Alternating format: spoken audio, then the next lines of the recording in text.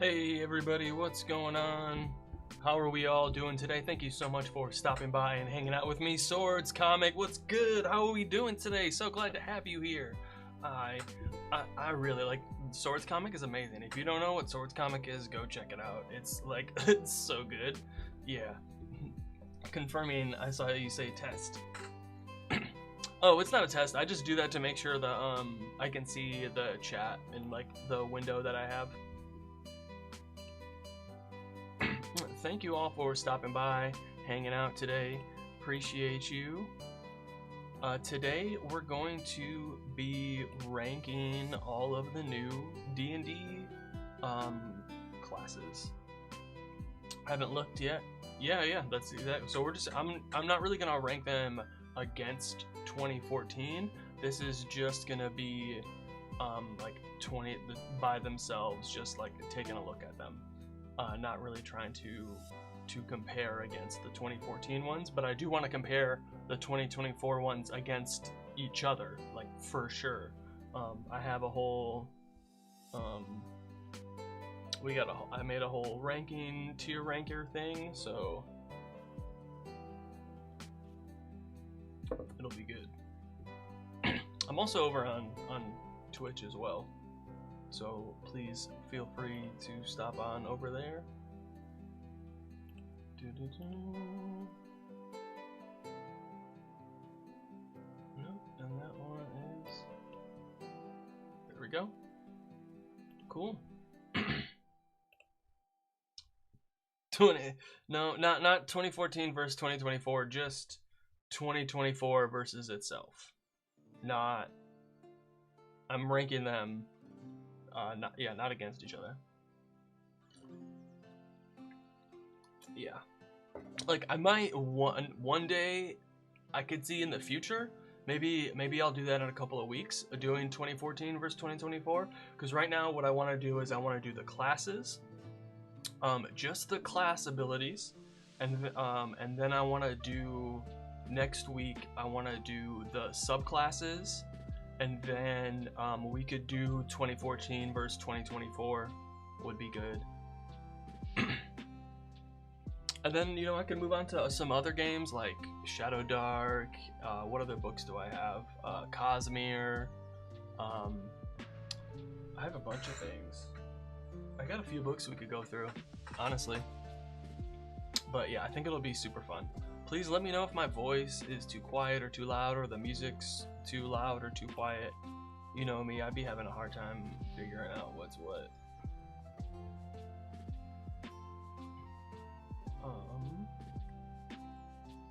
Okay, so I got that one. Cool. Alright. Just making sure I'm live everywhere. Yeah, cool. One second.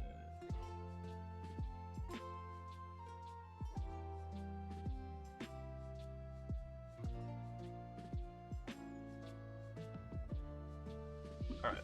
I want to see someone do D&D 3E versus Pathfinder. So it would be 3.5, right? The music is a bit loud over your voice. Cool, that's good to know. Alright, I brought it down a few decibels.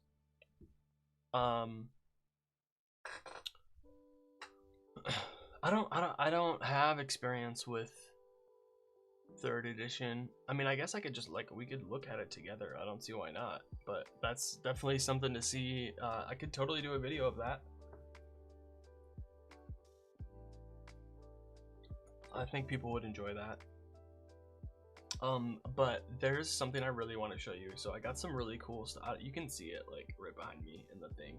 I got some really cool, a Kickstarter from like 2 years ago finally came in, and it's like magnetic dungeon terrain, but also like a fold out pop-up book. It's really cool. Check this out. Hold on. Okay. So I threw this together in like 2 minutes, right? So they got this this terrain. Okay, I need to show it better. Right? I don't know how to. It's so cool. But it came with like a couple of these like 2D things, right? But it's, I don't know, can you hear it? Can you right? And then so this is the base is magnetic too. God, come on. There we go. Right? It's pretty sweet. And so I got a bunch of it. It's this 2D. It's so cool. They did a really good job. And then what happened is so I got that. There is, and then I got a bunch of big tiles. Imagine the tiles that are like double long, so like this, and then also a square, a big square. And there's a bunch of those, and a bunch of these like walls. And then I also got the same thing in like a forest terrain, and also like a city kind of terrain, a city like stone terrain. It's really sweet. But here's the thing I want to show you. This is so cool. Check this out. You're gonna be like, wait, what? I'm checking it, right? Like I said, it's like foldable terrain, and then all I gotta do is just put in this little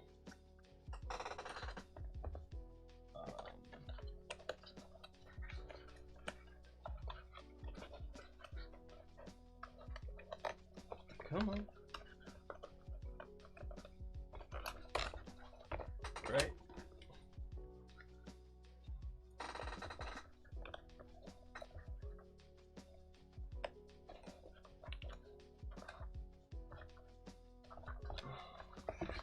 Come on.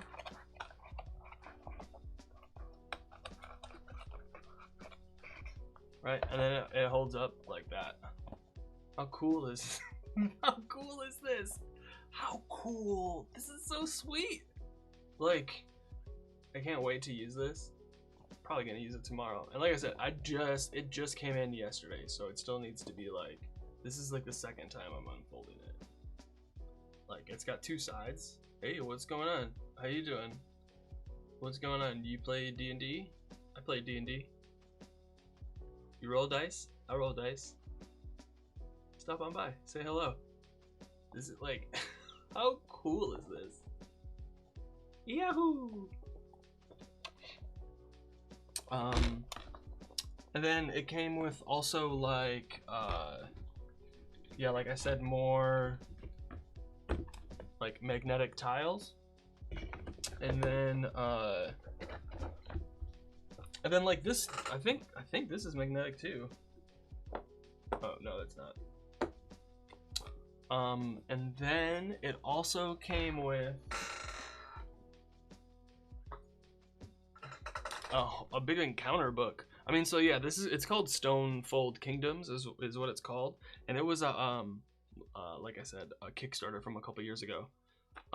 Moved over from Insta. It was weirdly quiet. Huh? That is weird. Oh no, did the music stop? Nope, song just switching. Yeah, it'd be like that sometimes. Hey, face needs a brush. Yeah, it's really cool. I'm really excited.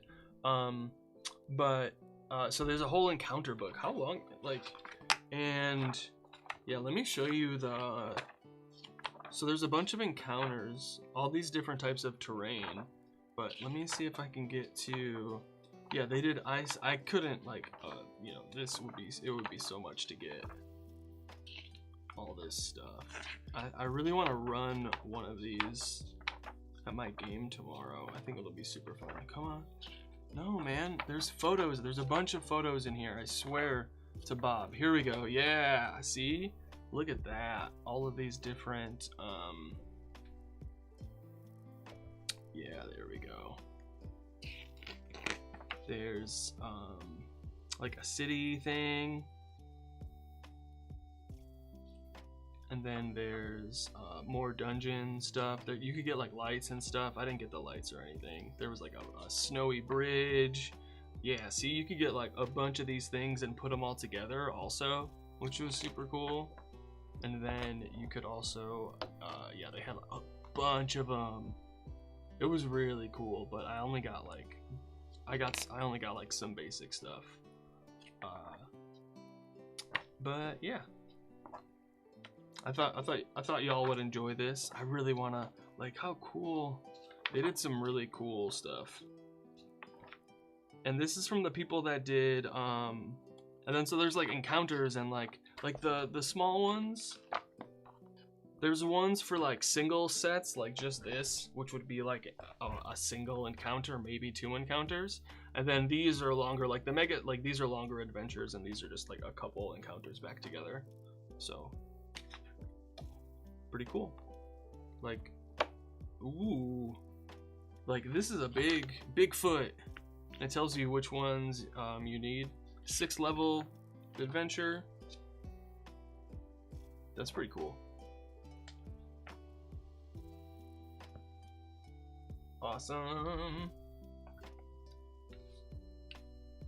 Let's see.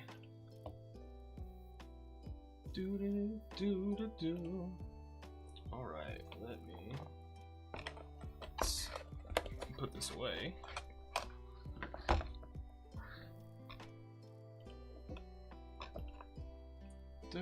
Do. All right. Ah, there we go. Yeah, like I said, there's that. Yeah, it's pretty cool. They had a bunch of stuff. There we go. Yeah. And then there was a bunch of like the forest thing came with a bunch of trees and stuff. So it's pretty cool. And it's like and there's a bunch of like single like doors and like things like this too to decorate it. They did a good job. Wait, where'd the other, where'd it go? I don't find it, my dog's gonna eat it.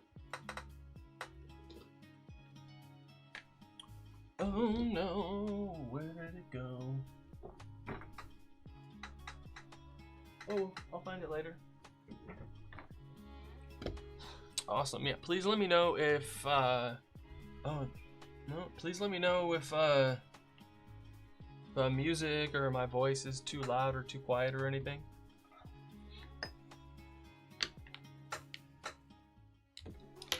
Right. Get started here in a moment.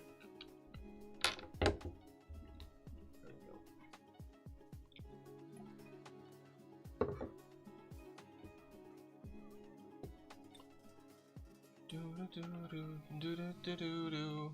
Hey everybody, thank you for stopping by and hanging out. Appreciate you.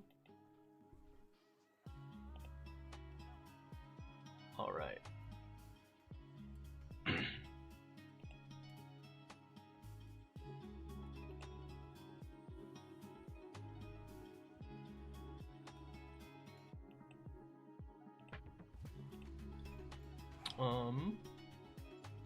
Let's see. Okay, so we are going to rank the new D&D classes.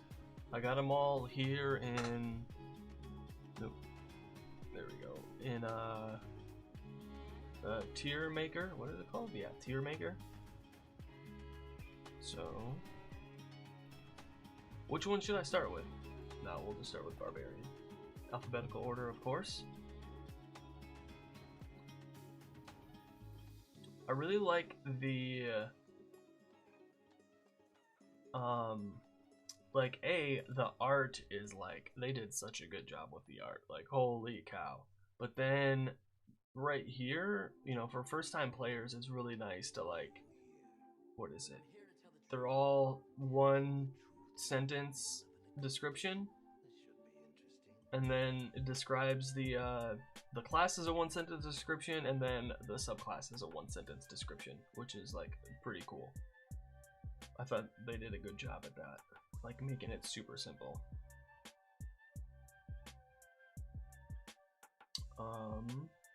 But yeah, barbarian.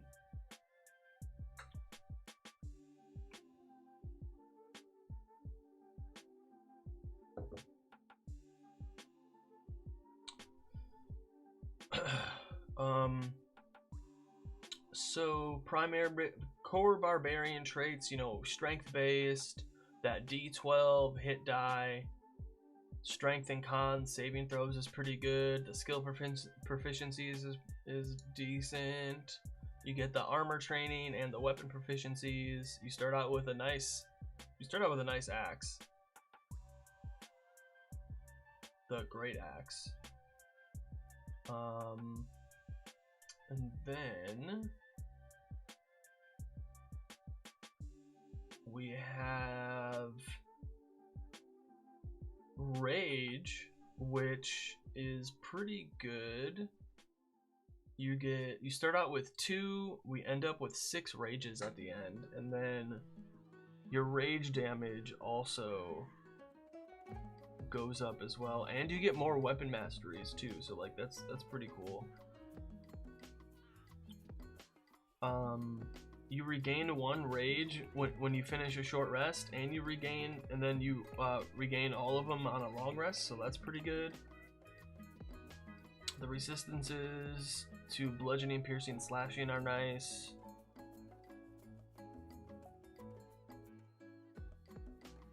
You deal the extra rage damage, advantage on strength checks and saving throws. You can't concentrate on spells.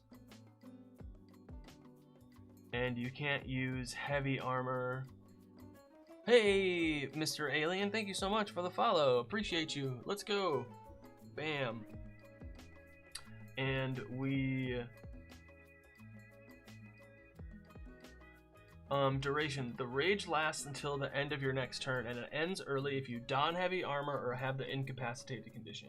If your rage is still active on your next turn, you can extend the rage for another round by doing one of the following. Make an attack roll against an enemy, force an enemy to make a saving throw, or take a bonus action to extend your range.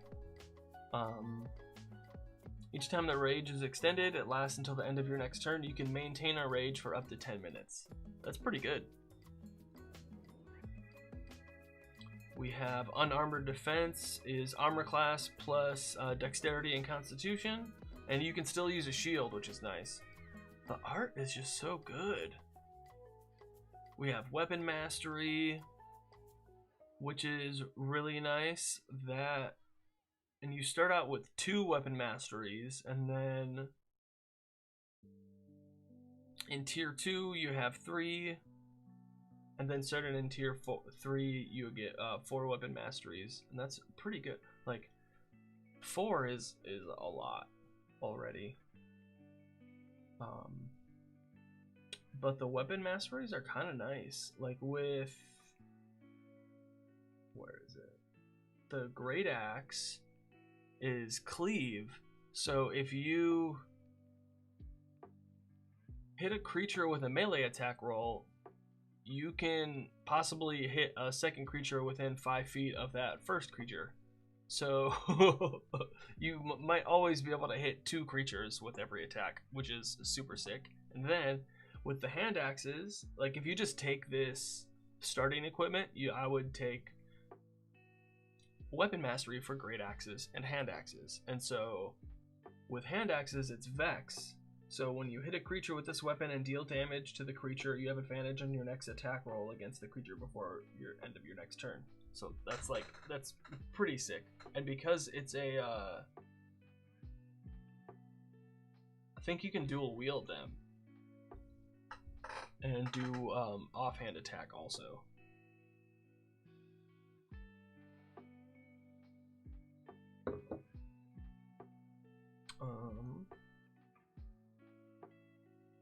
And then we get Danger Sense.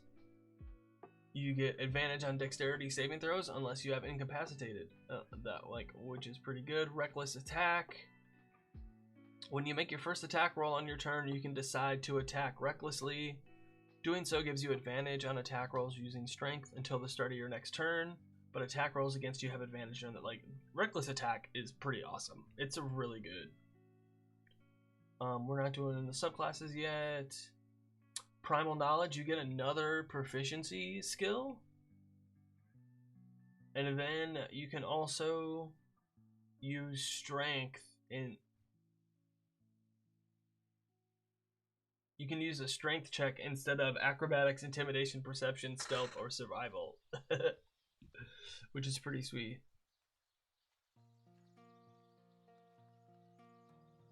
Okay.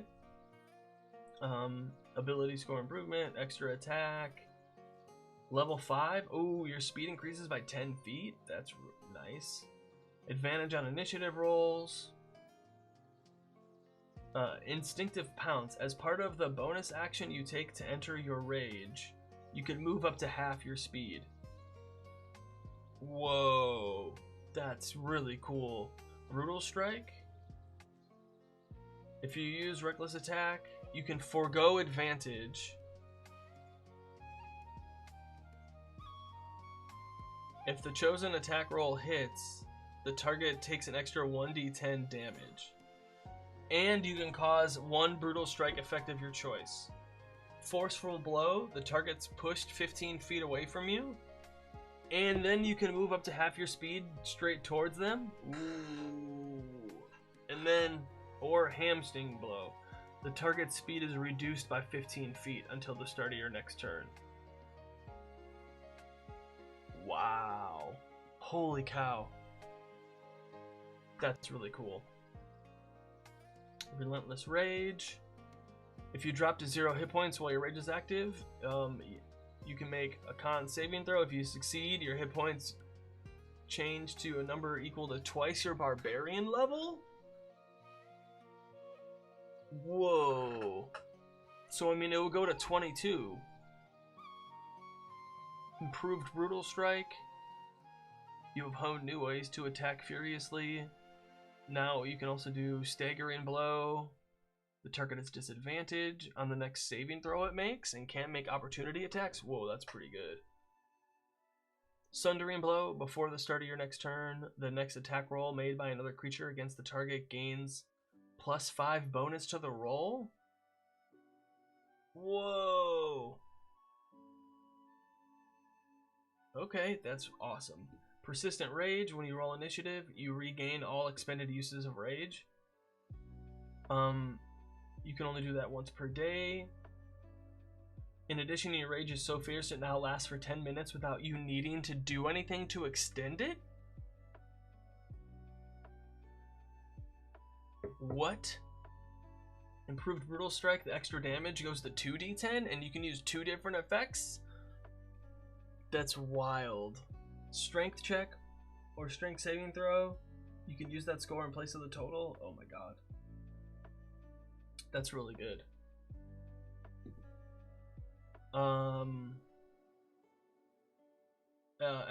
Epic Boon. Okay, and then Primal Champion. Your strength and con increases by 4. That's, man, this is real good. Holy cow. You get a lot of stuff as a barbarian. Wow. Okay, so is this A tier? Or is this S tier? I think if your goal is to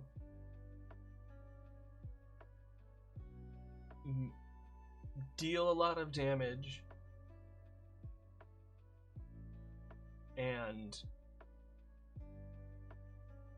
soak a lot of damage, like that is, it does its job. Drive by, you rock. Hey, Ka, thank you so much. You rock, we rock. But is this A tier, S tier? You can then move. Oh man, some of these are real good. And then you also get the weapon masteries as well. Holy cow! So like, check this out. If we have the great axe. We use the great axe, right, with cleave. Right, so I'll do you only get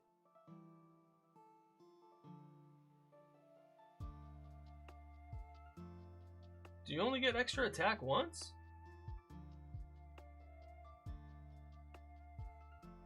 Do the new barbarians only get extra attack? Oh, it's only fighters that get 4 attacks then, huh? That's cool.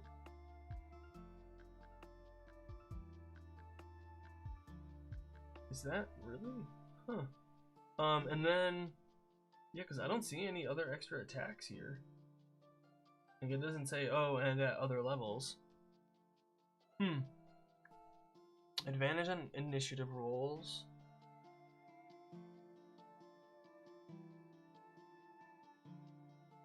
The target is pushed 15 feet away from you.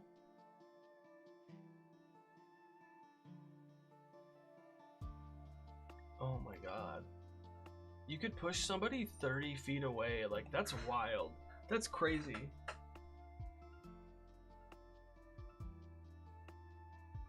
Yeah, all right, I'm gonna put this at, I'm starting at S tier. I'm sorry. Like, I don't know what else to do. What do you think?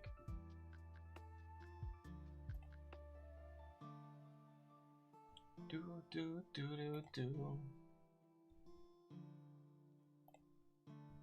Can you push straight up? No, I don't think so. Let me see. Cause that would be wild. No, because it's 15 feet straight away from you. I mean, yeah, but you also gotta get to level 9. You can't push somebody up. That would be wild, but you can push them away from you. I mean, it's... Yeah, the target's pushed 15 feet straight away from you. Like, how does that work with cleave? If you hit a creature with a melee weapon, you can make an attack roll on the hit the second creature.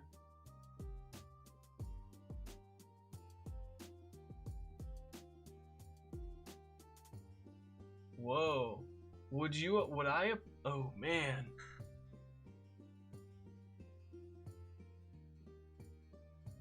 Whoa.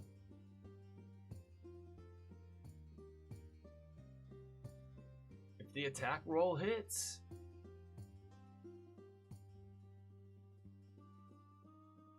man, that's crazy. Gnome, halfling, stand under. Yo, it would be so cool. Yeah, so that's S tier. We're putting barbarian in it. Man, you can't see this. There we go. Cool. Let's go to Bard.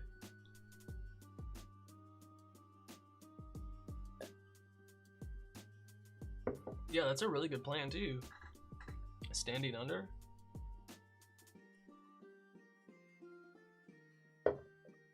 Smart. Okay. Man, this art is just so good. Like, how is it so good? So this is a charisma based class. Hit die is a D8. You can choose any 3 skills. That's cool. You only get simple weapons. You get a bunch of tool proficiencies. Leather armor. That's nice. You get daggers, musical instrument, entertainer's pack. Comes with a bunch of stuff. I think you'd have a better weapon though. 2 daggers. Wow.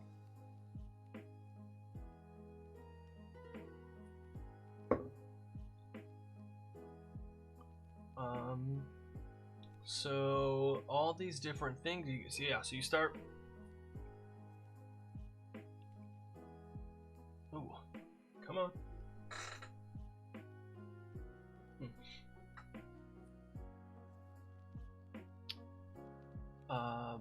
You know, spellcasting, bardic inspiration, expertise, all the classic stuff. So we have bardic inspiration, which they can get it for an hour. It starts at a D6. Then we go at level 5, we get a D8. Level 10 is a D10. Level 15 is a D12. That's pretty good. Like, the bardic inspiration die is like so clutch. Whenever a creature fails a d20 test, they can roll it and add it to the number.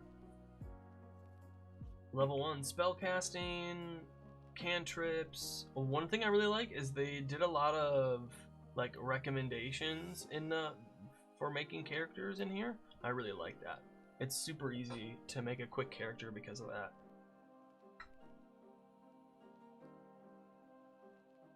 Spell slots, spells prepared.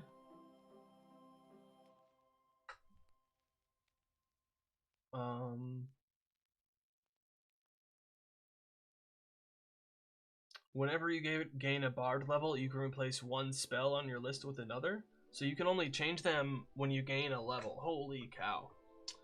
Charisma is your spellcasting ability, and you can use a musical instrument as a focus. Expertise in 2 skill proficiencies, which is really nice. And then at level 9, you get 2 more skill proficiencies to get expertise. Like, that's a really good. But do you see how there's not as many abilities here as there is for the barbarian? But that's because you get the magic as well. And then you get Jack of all trades. You can add half your proficiency to any ability check that you're not proficient in. Like, that's crazy. So like if you make an athletics check and you don't have proficiency, you add half your proficiency bonus, which at level 1 is a +1, which is better than nothing. Like, that's so cool. The Jack of all trades is a really cool ability.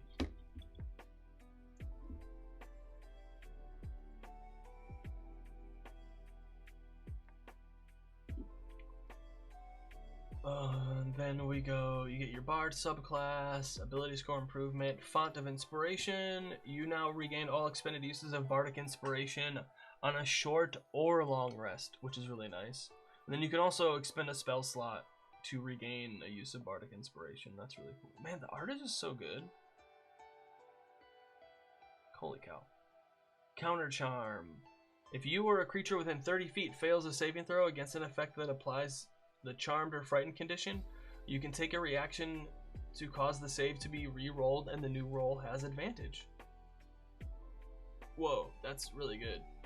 Wow. You've learned magical secrets.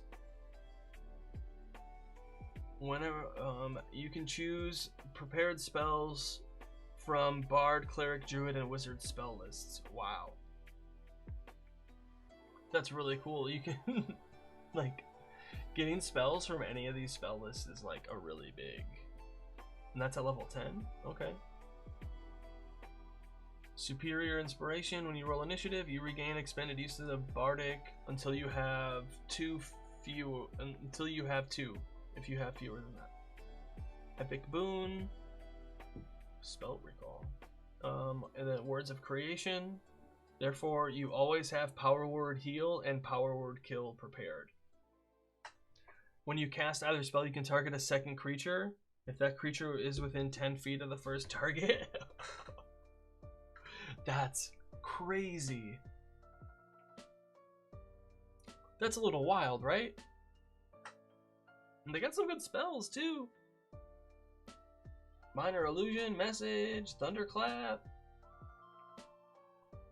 I mean, Vicious Mockery. True Strike is a lot better.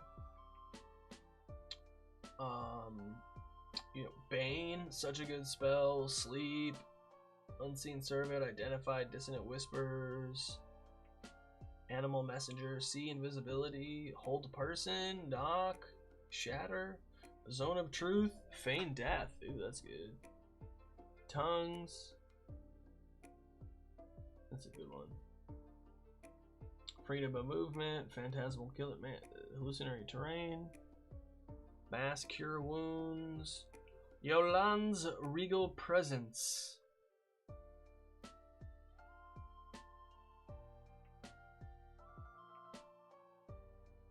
And then level 6, level 7, they go all the way up to level 9. Ooh, Foresight? That's such a good spell.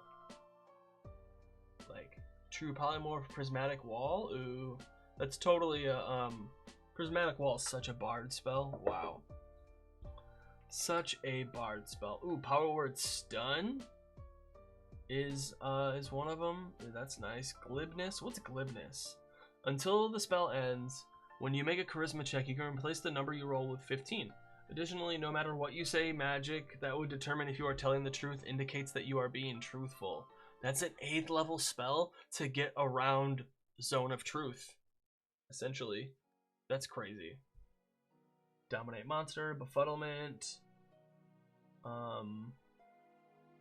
Mordecaine's Mirage Arcane. A whole mile for 10 days? Whoa. That's really cool. Some of these like higher level spells would be really good for adventures. Mirage Arcane, Power Word Fortify. Yo, hey, yo, if you ever need, check this out. You up to 6 creatures, 100 in temporary hit points, which you divide among the spell's recipients. So that's really cool. Holy cow. What's symbol? Oh, cool. It does things. You can like draw a symbol on something and it does stuff. All right, so Bard class. All right, how do we feel? I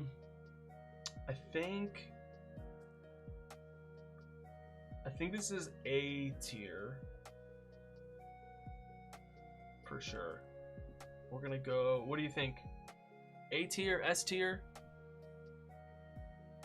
How are we feeling about this one? Is Bard A tier, S tier, B? Dare I say B tier? Dare I say?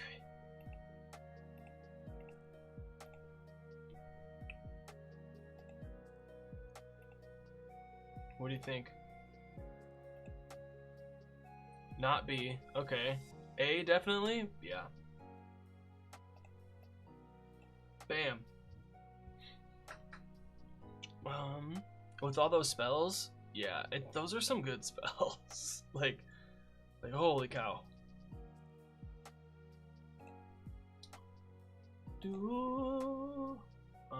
Cleric time. Man, oh, the art is just so cool. Like, holy cow.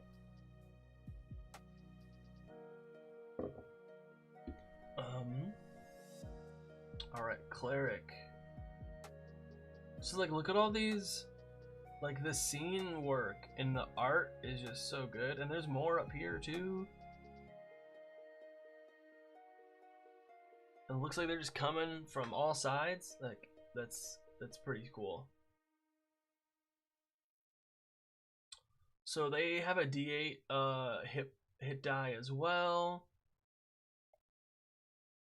Mace. Cool. Chain.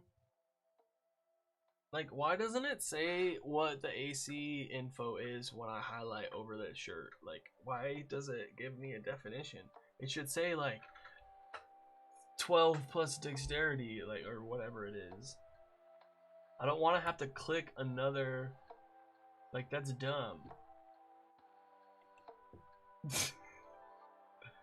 That's, like, not good. I don't like that at all.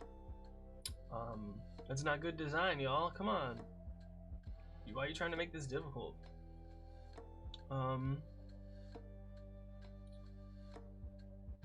Shield, spell casting. Yeah, looks like there's a little bit more here than the bard. No, about the same. So we get spell casting. I think you get a little bit more. You get more spell slots than the bard does for sure. And then,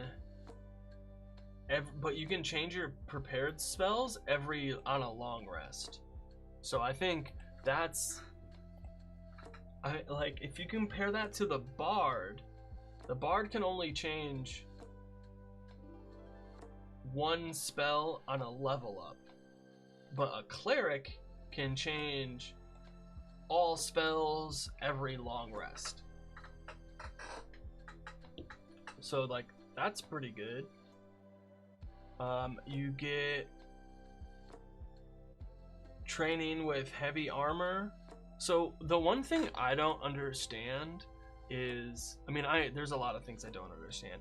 However, if this is a level 1 ability, why is this not just as the core cleric trait?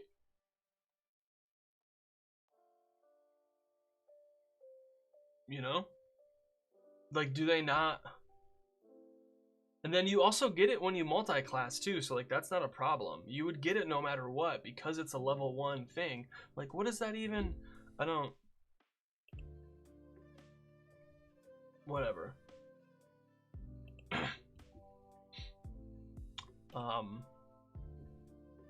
So that's so now looking at cleric from the bard, maybe the bard should be a B if you compare the spell casting.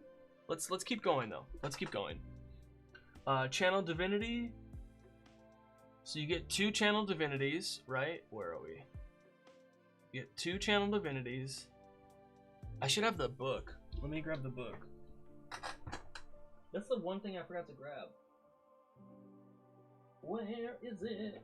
I got it here somewhere. I got so many books. Should I just do like I should just do a session or a stream where we just go through all the different books that I have on my shelf. Would that be fun? Okay. I got the book here. Oh. Yeah, no. That's fighter. What is this? Bard. We're going to cleric. Because I just want to have this chart. I just want to have this chart available so I can take a look at it instead of having to go up and down and stuff all the time. So we have channel divinity, which is, yeah, like I said, you start out with 2 uses. Oh, so this is a level 2. You don't get this until level 2. It's a level 2 ability. And then at level 6 you get 3. And then you don't get a 4th one until level 18. But here's the thing.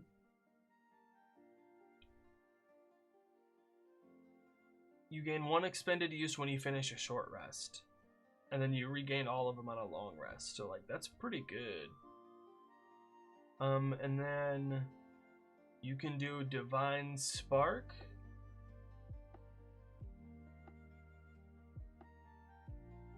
And you can either like heal or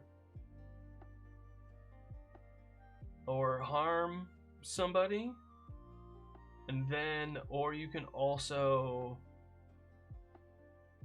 turn undead, which we all know what that does. Ability score improvement, cleric subclass, seer undead. Whenever you use turn undead, roll a number of d8s equal to your wisdom modifier and add the rolls together. Each undead that fails its saving throw against that use of turn undead takes radiant damage. Oh. Okay, that's cool.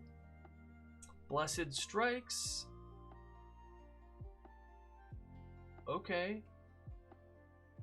You gain 1 of the following options. Once on each of your turns. So Divine Strike or Potent Spellcasting. Wow. Potent Spellcasting is pretty good. Divine Intervention. As a magic action, you choose any cleric spell of level 5 or lower. As part of the same action, you cast that spell without expending a spell slot or needing material components. Wow. Oh, so you can't like ask them to do something? Oh, so they took away the like rolling for it. They just do a spell for you. Okay. But yeah, you can only do it once per day. Improved Blessed Strikes. The extra damage. Or whenever you cast a cleric cantrip and deal damage to a creature with it, you can give yourself or another creature a number of temporary hit points equal to twice your wisdom modifier. That's cool. That's like 8 or 10. Epic Boon and Greater Divine Intervention. When you use Divine Intervention, you can use Wish.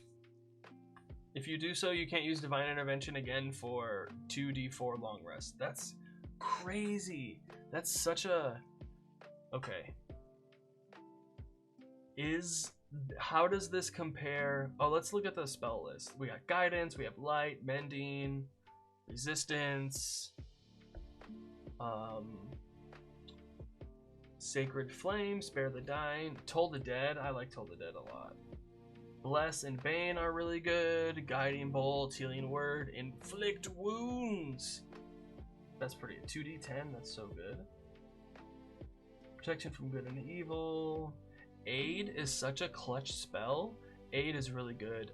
Especially like you could have for like a level 1 adventure, especially for like new players, have an NPC cast the aid spell on them, because it gives you, it increases your HP by 5, right?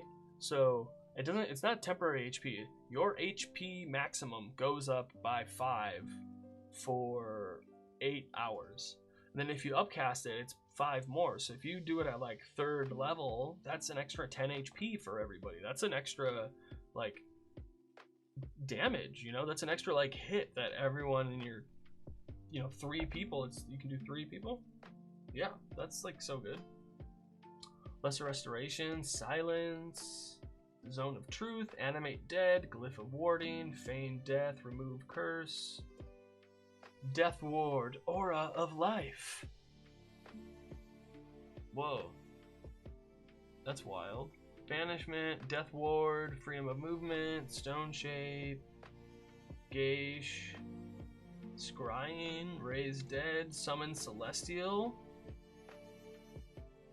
So you can do Divine Intervention as any of these spells. Whoa. Okay, so that kind of is, you can, okay, you flavor the Divine Intervention, or you flavor the spell as a Divine Intervention. Okay. Some of these would be really good, like, have a monument during a combat, or like an encounter, some type of encounter that like does some of these things, like Aura of Life, Aura of Purity. What are these other ones? There was, oh, some of the other nastier ones. You do the opposite. What's Aura of Life? Vulnerable to necrotic damage. And if you start with 0 hit points, you automatically fail a death saving throw, or you have disadvantage on a death saving throw. Like, throw that in there, and you want your characters to have a tough battle. There you go, nice and easy. Okay. How does this compare Cleric? So it doesn't seem like there's as many. Some of these are really good though. I don't know if it's S tier. You can change your spells all the time. That constant. It is concentration, yeah.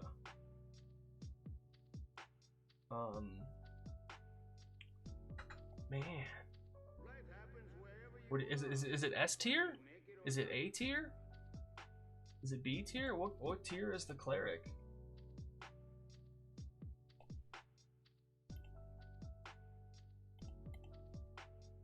What do you think?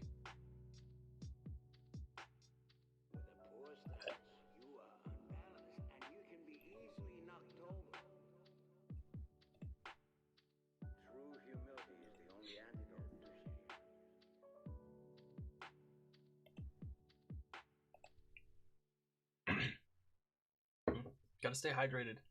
I'm gonna be taking a break in a couple of minutes. You can see you can't see it. There's like a timer up here. Boop, boop. I'm gonna, A tier. If the Bard is A, then the Cleric is A.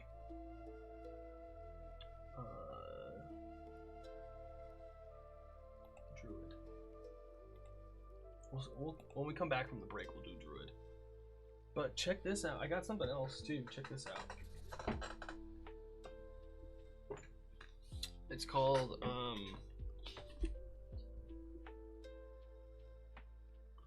Run from the Dark.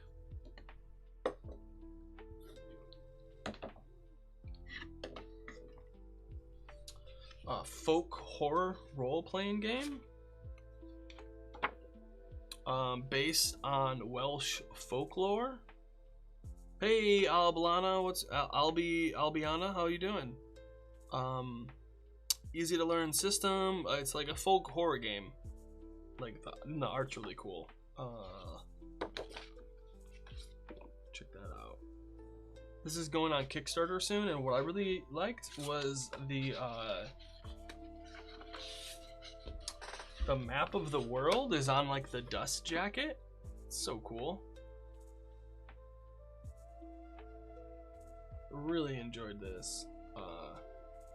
And there's like the whole travel distances. Doom, doom, doom, doom.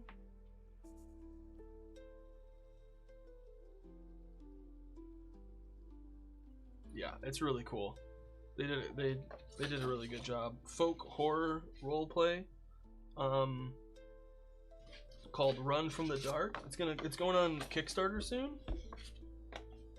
It's really cool. Two bookmarks. That's the way to go.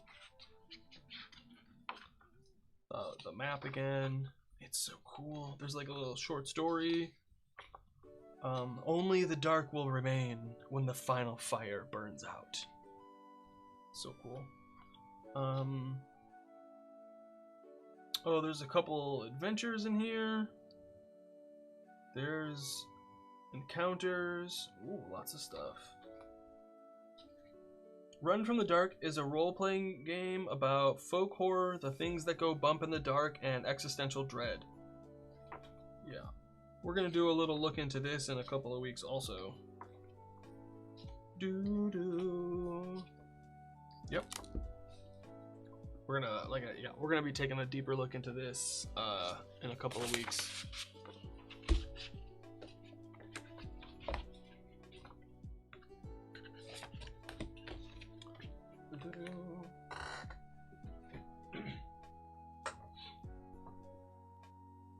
Oh, oops.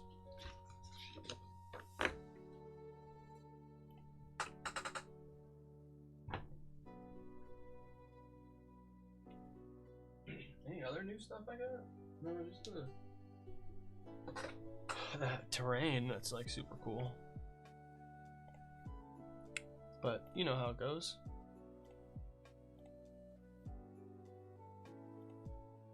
Okay.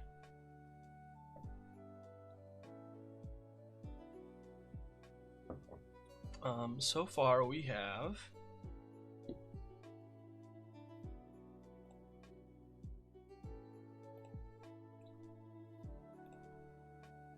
we've done the Barbarian, Bard, and the Cleric. And next we're going to do the Druid, but first we're going to take a break here really quick. Thank you all for stopping by and hanging out with me today. I'm going to take a quick break and I'll be back in a few minutes. Greetings, thank you, Biggest Fist. Cheers. And yep, I'll be back in a couple minutes. Thank you.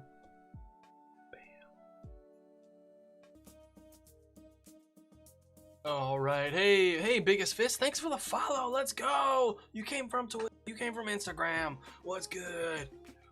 How you doing? Stars for you. Thank you so much for stopping by and hanging out. We are back, and we're moving and grooving. This is better than the Gram. Yeah. I don't know. I can't really control too much of like what. Oh, hey, Face needs a brush. Let's go. Follow on Twitch. Woo, you get stars too. Oh, thank you so much, everybody. Appreciate you. This is such a nice Saturday. Stay hydrated, y'all.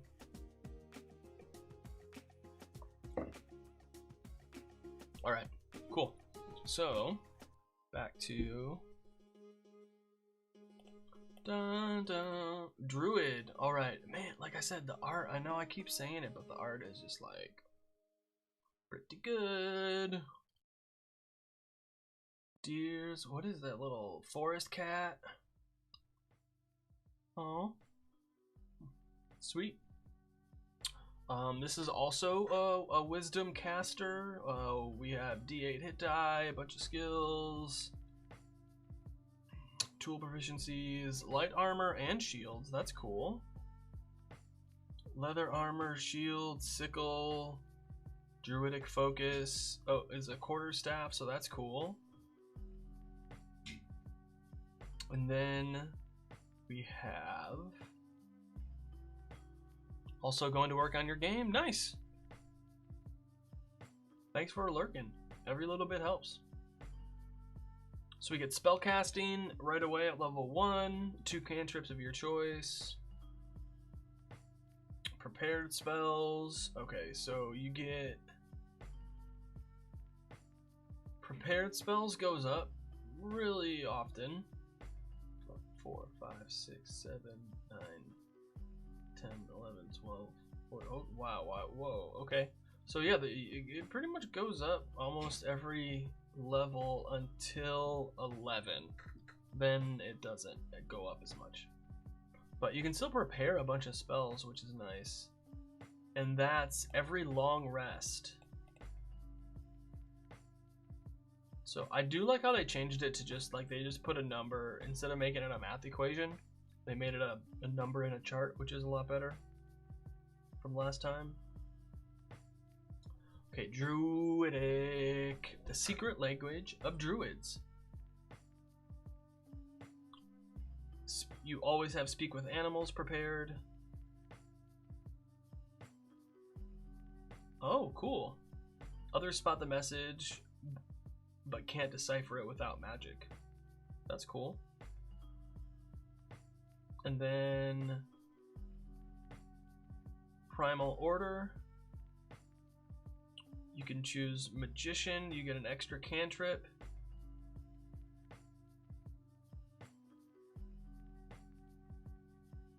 Gives you... You get to choose one? Alright, wait. What the hell?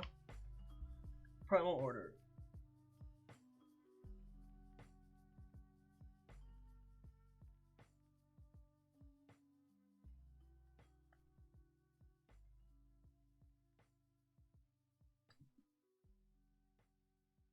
Or Warden.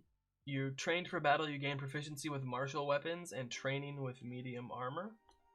Okay. But like,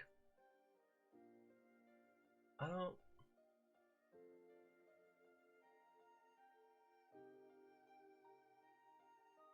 So I guess you pick one of those. Oh, alright. Wild Shape, here we go.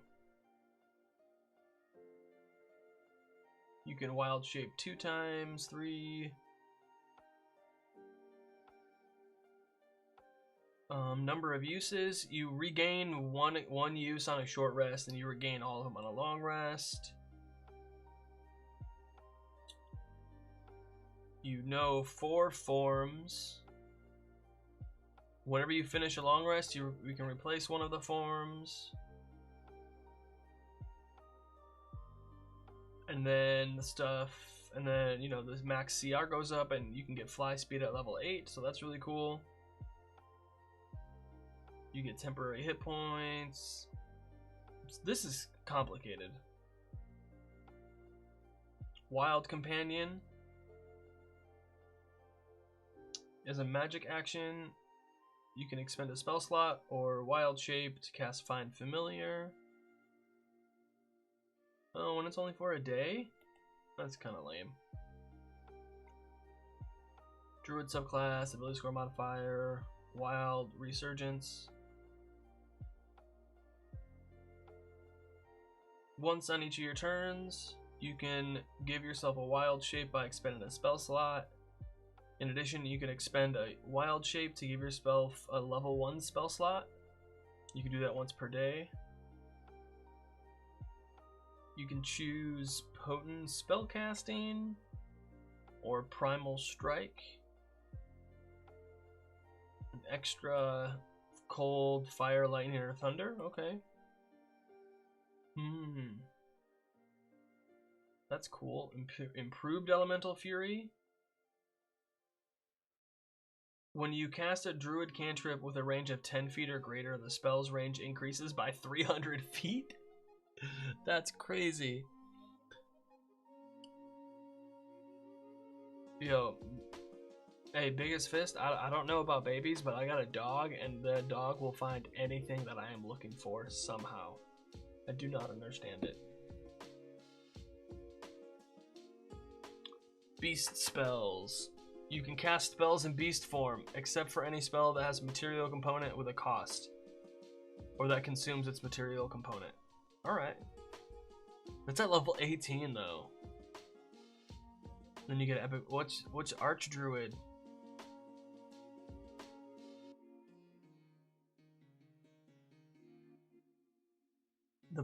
Every 10 years that pass, your body ages only 1 year? That's wild. So cool.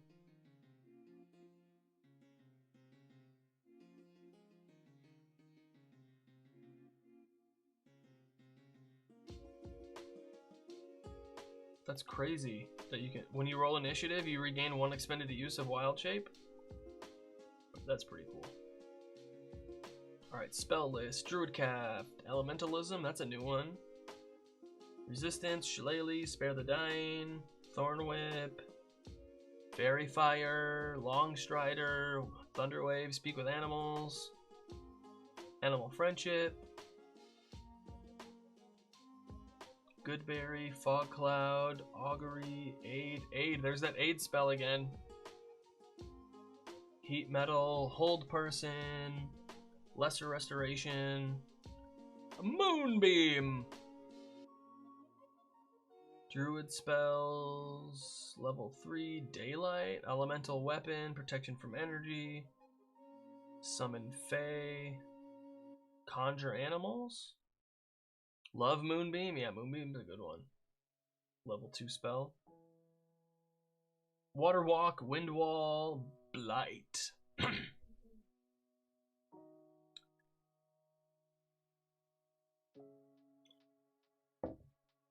Fire Shield. Resistance to cold damage?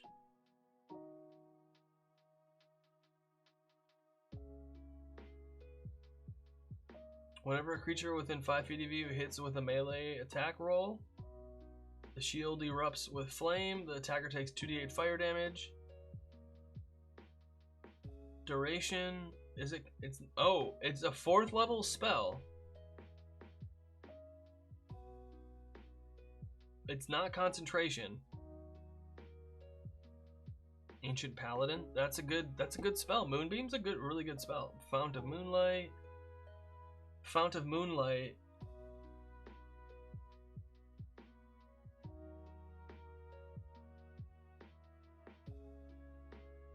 Okay, that's a 4th level spell also. That's 2d6 damage. That is concentration. I don't know. That seems kind of lame. I mean, I guess you can make people blinded, but whatever. I don't know. Hallucinatory Terrain, Ice Storm, Polymorph, Anti-Life Shell? Fount of Moonlight, that seems cool. Very thematic. But, like, it's but 4th level? And concentration?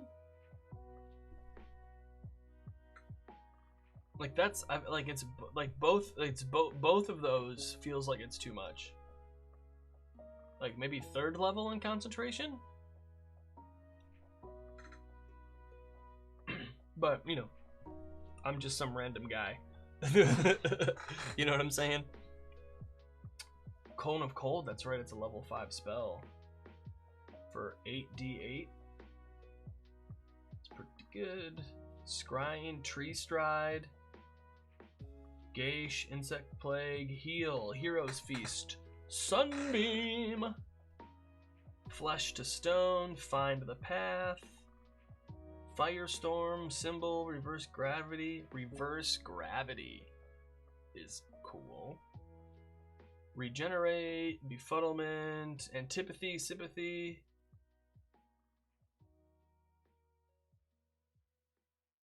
One hour. It lasts for 10 days? Wait, what?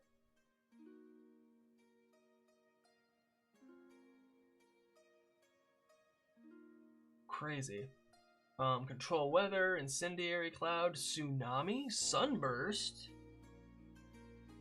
12d6 radiant damage? Whoa. That's wild. Oh, and it dispels darkness? Okay. Foresight, shape change, storm of vengeance? That's cool. True resurrection. Foresight is such a cool spell. Advantage on d20 tests and other creatures have a disadvantage on attack rolls against it. Like, for 8 hours? That's so crazy. Okay, so how do we feel about Druid? How do we feel about Druid? Is it a B? Is it an A? This is tough.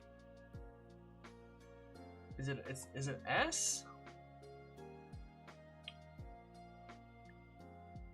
Compared to Bard. Just the mental image of a druid casting reverse gravity? Yeah, totally. Not gravity inverting. That sounds super funny. So, what I think druid might be an A. But I want him, I think like but it needs to be like a high, it's like a B plus. Does that make sense? Or is like an A minus? It's like, it's not, I don't think, this is tough.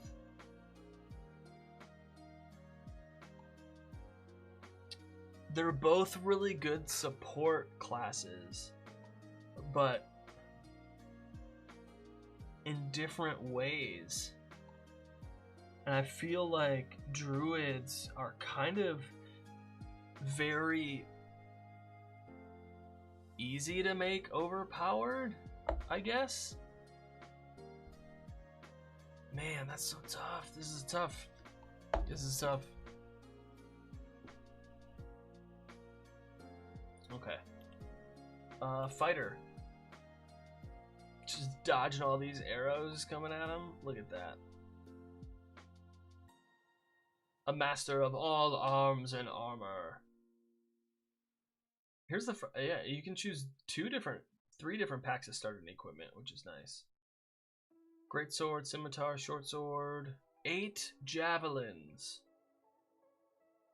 And then your hit die is a D10, which is nice. You get con saving throw proficiencies.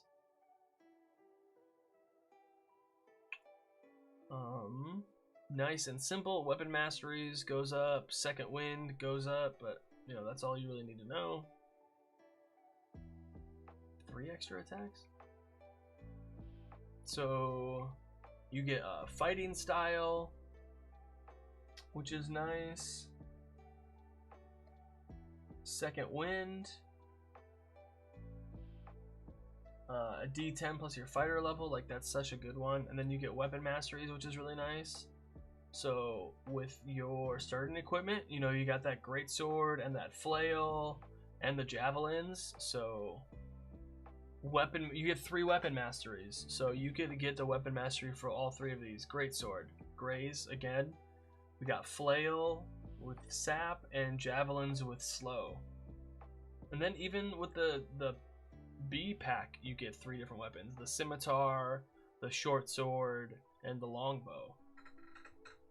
So that's really cool. At least they thought that one through. Action surge, you can do once per short or long rest, which is action surges is fuego. Tactical mind, you can use a second wind to add a D10 to an ability check. Ability score improvement, extra attack, tactical shift. When you use second wind as a bonus action, you can move up to half your speed without provoking opportunity attacks. Action surges, it's so clutch. Like, look at all these things that you get as a fighter. Like this, 2 extra attacks at level 11. What if I did my turn again? Basically, yeah, exactly. Studied attacks. If you make an attack roll against a creature and miss, you have advantage in your next attack roll. Epic boon at level 20, you can attack 4 times. It's so good. Look at that. It's so good. Like, and then, you know, second wind.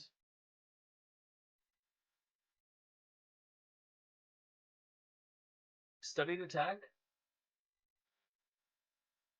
If you make it, yeah, that's pretty good because that's essentially one of the weapon masteries. Like, the high level fighters are kind of ridiculous. I played one to like level 8, and it was super fun. Okay, so then is this A tier or S tier? So like, man, if you're going pure, like, we're not thinking subclass, we're just these abilities here.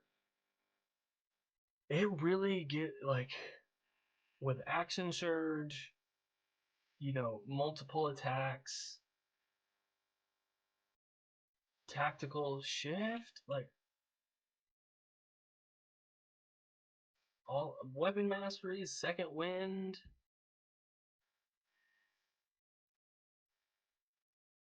I don't think it's an S tier. I think it's a.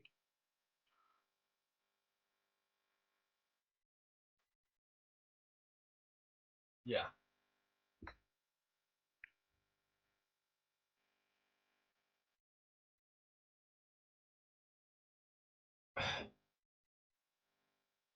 Okay. And then monk, Dragonborn monk, so cool. Fighting a bunch of werewolves, and who knows what else. Sick. Action surge, advantage from missed attacks, and bonus action movement without attacks. It's very good. The art in this book is really good. They did a really good job. Cause like I have the special edition cover and the art is just fantastic.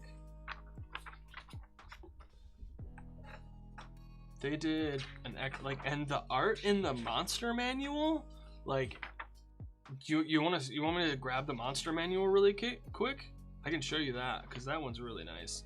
But look at that cover. It's so cool. They did a really good job. I got the I have this is the special edition. You can only get this in physical stores. Maybe you can get it on Amazon or something, but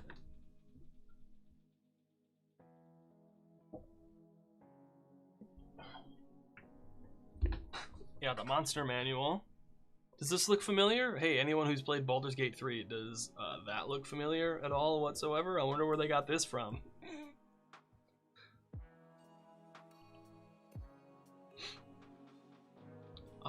But yeah, the art in here is excellent. I wonder what that could be. This is a new creature, Blob of Annihilation. It's a CR23 Gargantuan Ooze. And then what's cool too is like they added like some random tables for a couple of things. Like the new art is really good. I really like the I know some people didn't like this, but I like having the mods and the saves all in one thing like that. And then what's really cool is they did do legendary action, cast a spell, but it is one specific spell. So I think the adult and the ancient dragons can legendary action cast a spell. Like, come on, bro. How cool is that? Shattering the enemy's defenses, an ancient blue dragon leads its armies in conquest.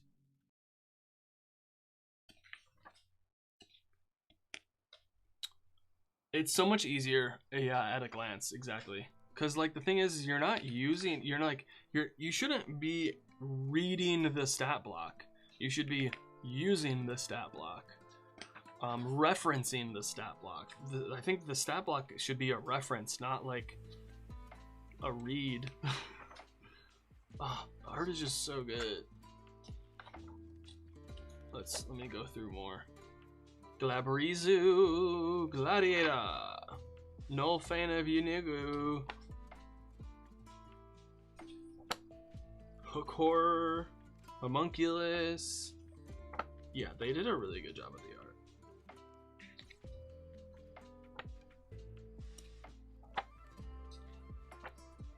The Oni.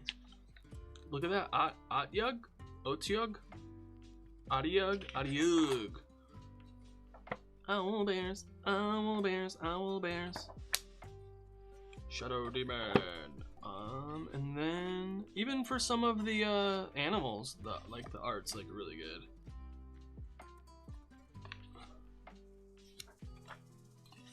And then like the art, like the Yuan-Ti art. What's a Yachlol?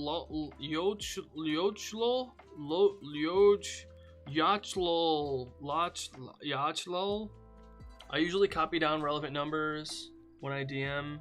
I feel it. Yeah, no, I have a I use my laptop for my session notes.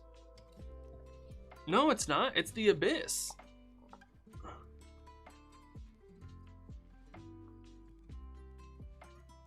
And it's a CR10.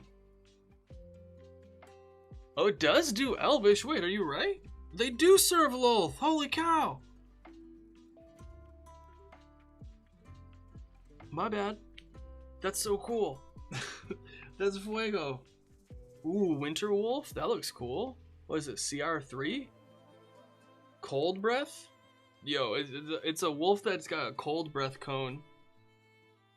4d8 damage. It's only a DC 12, but like still. Like, look for the white, the Will-O-Wisps. Look at that white. Water Elemental, Water Weird. They did such a good job on the art. And then I do like the humanoid stat blocks. So like the warriors, like check this out. So the warrior stat block, we got infantry at a CR 1/8. We have a veteran at CR 3, a commander at CR 10. Even like the vampires. So like check this out. The section on vampires, we have a vampire familiar, a vampire spawn, a vampire Nightbringer, a vampire, and a vampire Umbral Lord. Fandom roles, suggestions for how to use them as NPCs. A little bit, not really. Kind of more of different levels of the same monster. There's a little bit of information on how to use them, but not as much. Like, I do I think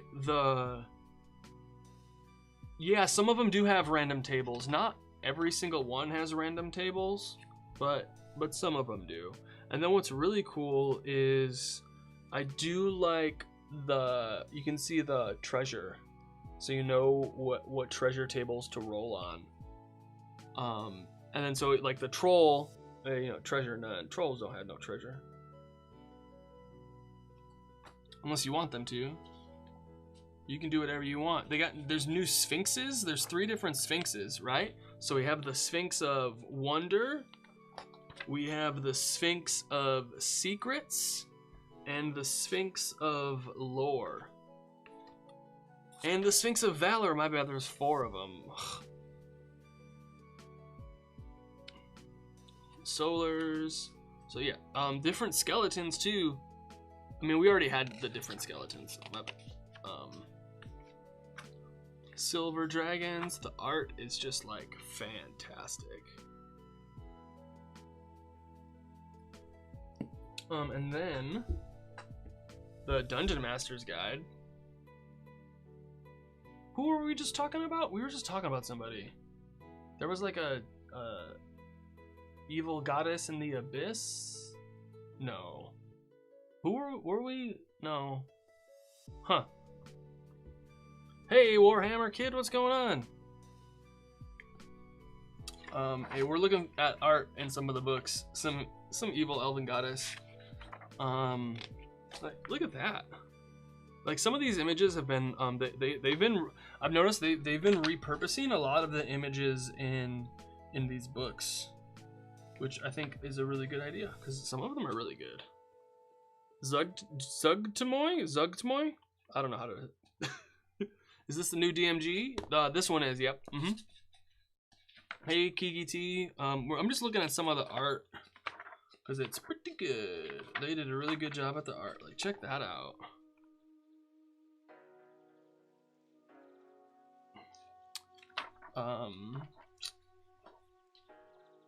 Yeah.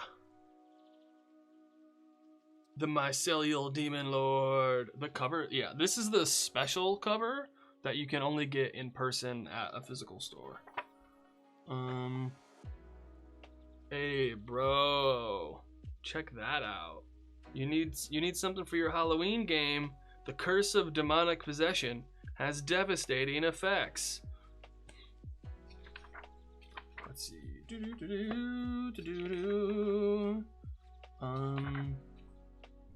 Like the art is just pretty sick.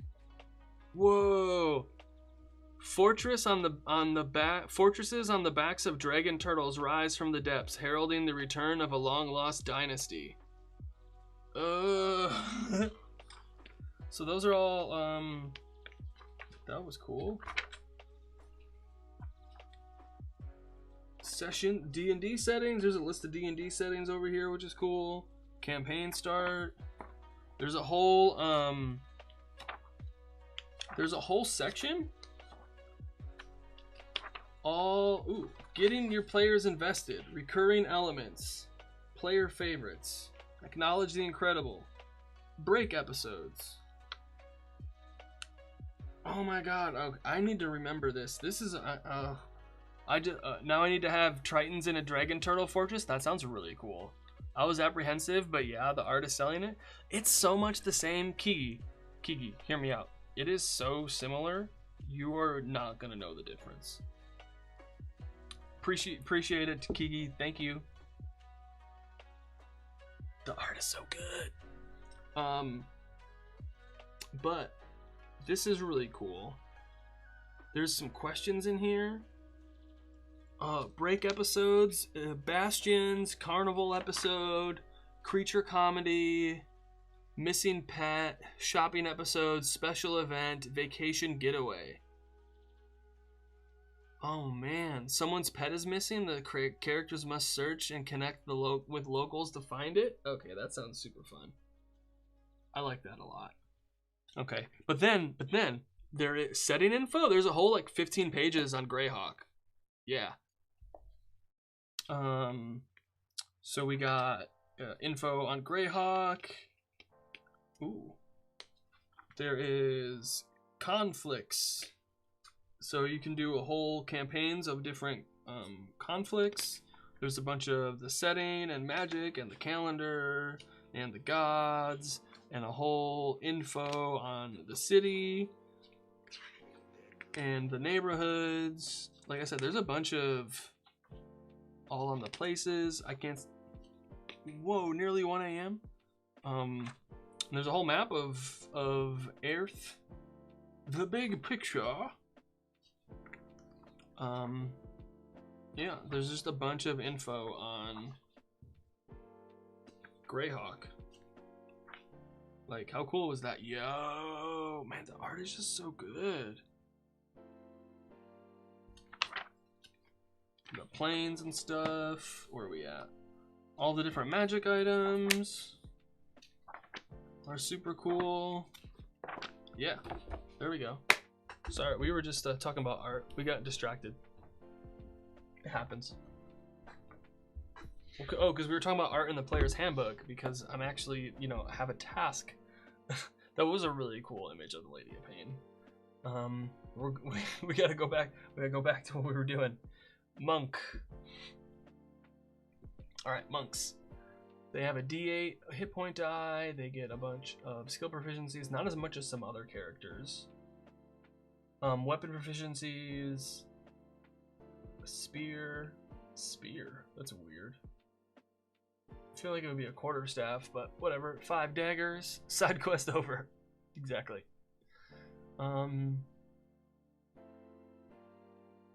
So you get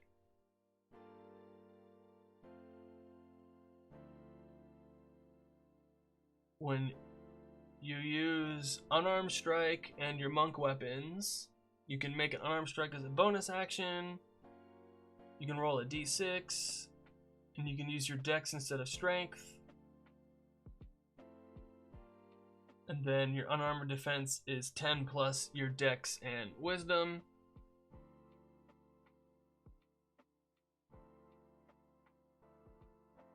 And that, so your martial arts die starts at a d6, it goes up to a d8 at level 5, a d10 at level 11. Yeah, dex for shove and grapple is really nice. And then you get the monk's focus, which is really nice. So you get the focus points. And then you regain all your focus points on a short or long rest, which is really nice. Because the flurry of blows is cool. The patient defense. So here's the thing. Here's the thing. You gotta read this.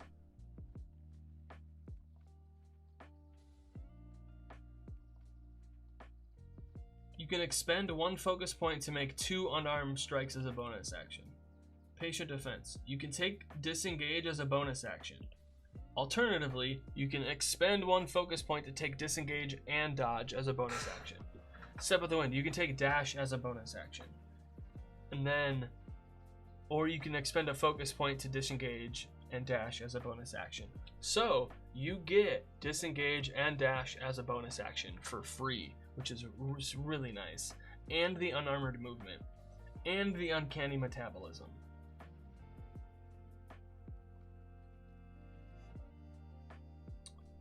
And you do that once per day. Alright. That's at level 2. When you roll your martial arts die and regain a number of hit points. Okay. Deflect attacks. I like that the deflect attacks is now melee or ranged, which is nice. But also it's got to be 60 feet. It can't be like super far away.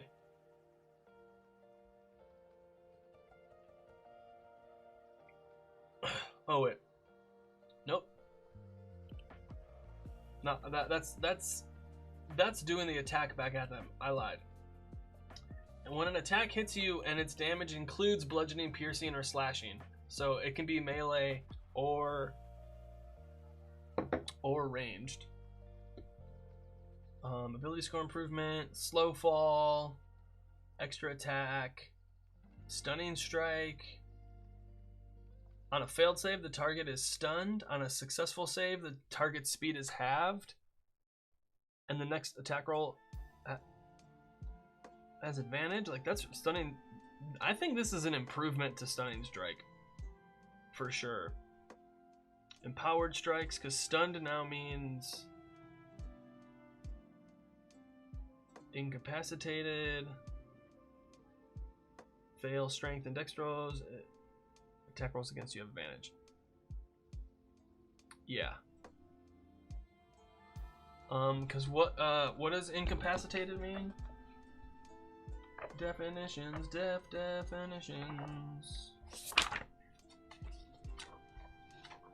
Incapacitated. Cause it's different now. You can't take action, bonus action, or reactions. You can't concentrate. You can't speak. And you have disadvantage on initiative. That's, yeah. Hey, Terra Devastada. Thank you. From Brazil? That's awesome. Thank you so much for joining us. That's amazing. Thank you. I appreciate that. Bard is the best. I got Bard at a B because I just comparing to all the other things. It's so tough. It's so difficult. This is such a tough thing to do. Okay, we're at Monk right now. It's so difficult. I understand. But like B, I would say is still above average. For sure. What do we Stunning Strike, Empowered Strike. You can do force damage instead of regular bludgeoning. You can do evasion, acrobatic movement. You can move vertical surfaces and across liquids on your turn without falling. What? At level 10, Flurry of Blows is 3 unarmed strikes. Patient defense, and you also get temporary hit points. Wait, you didn't get temporary hit points before, did you? No.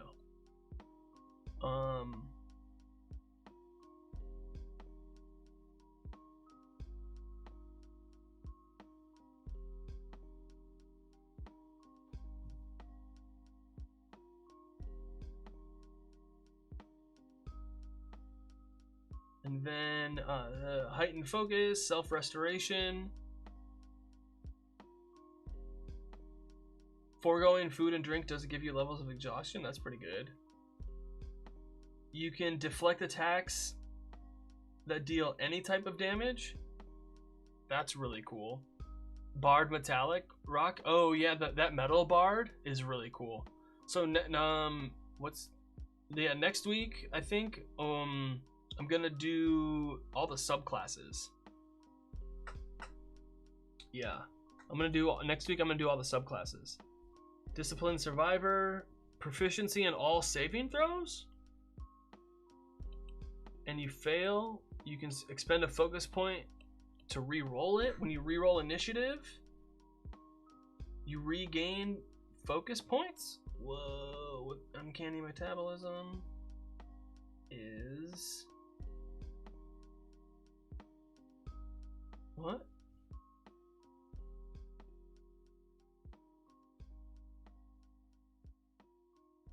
I will definitely be there. Yeah, I'm excited.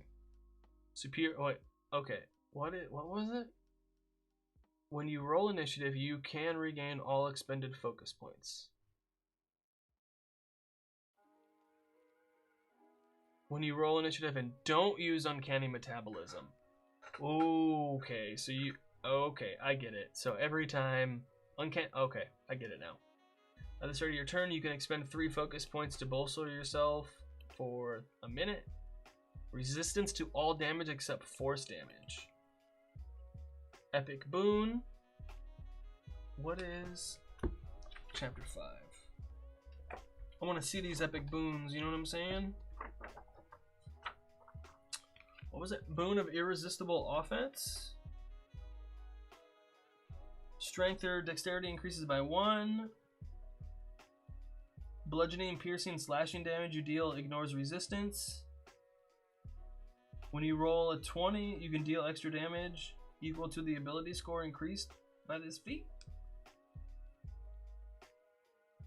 Wow, that's really good. Holy cow. That's wild. And then body and mind, you have developed your body and mind to new heights. Your dex and wisdom increased by 4 to a maximum of 25. Thank you so much, Terra Devastada. Have a good one. Thank you for stopping by, and I appreciate it. Gracias, amigo. Okay, so is this like Monk? It's an A. Is it a It might be S tier because of all of these movements, all of these things you can do with the focus points. Yeah, Monk is S tier. Oh, Bard is so good too. Ugh, all of these things are so good.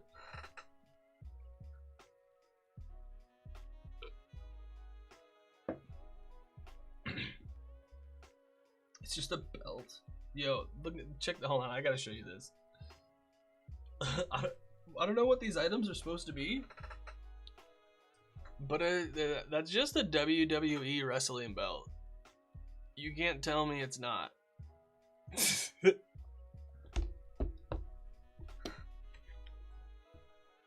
All right.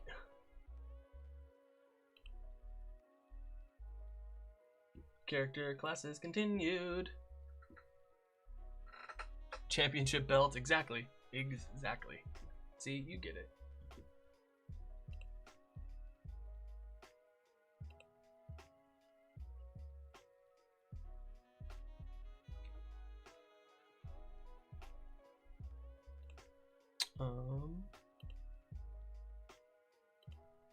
Boom, boom, dun, dun.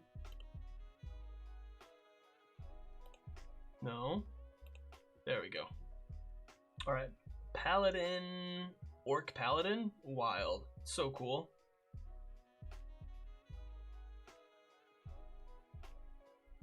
I don't even know what these are. They look like demons or something. They definitely did, though. Oh, oops. There we go. Orc Paladin, check that out. All right. See, we got a D10 hit die. Simple and all weapons, all armor and shields. But channel divinity, prepared spells, only up to level 5 spells. But we do get lay on hands. We get spell casting, and you can change spells on a long rest. Only one spell, but it's on a long rest, which is nice. And you get weapon mastery. And it's 2. I don't think it upgrades. I think it's just that. Yeah, it's just those 2. Hey, thank you, Warhammer Kid. Take care. Have a good one. Do.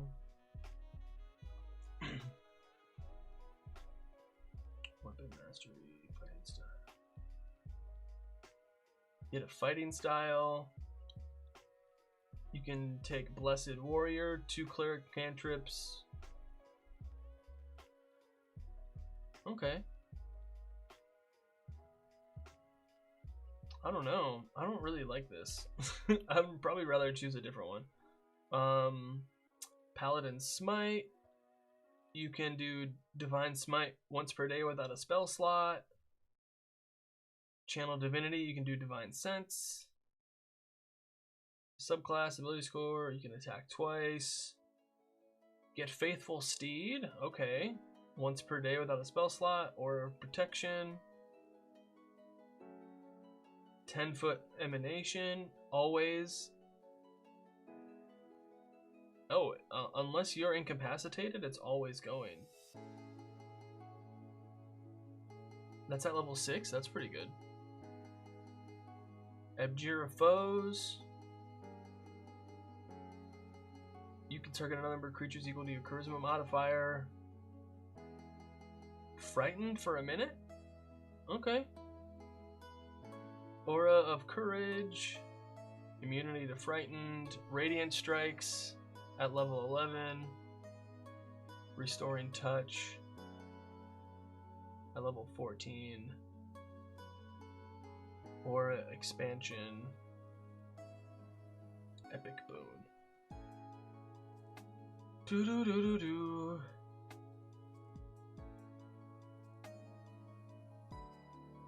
Huh. Is this a A or is this a B? Thank you, Warhammer Kid. I appreciate it. Is this a A or is this a B? Well, let's look at the spells. Compelled Duel.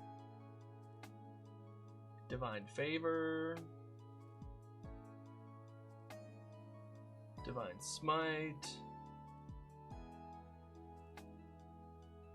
Aid. Like I said, Aid is such a good spell. Protection from poison, Prayer of Healing.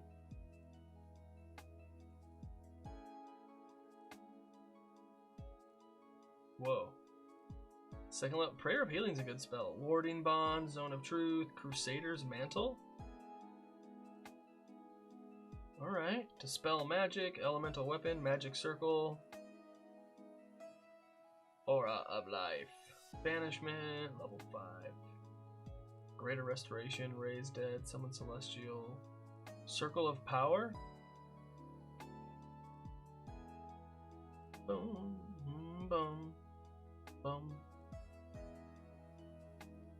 That Circle of Power is really good, holy cow. Banishing Smite.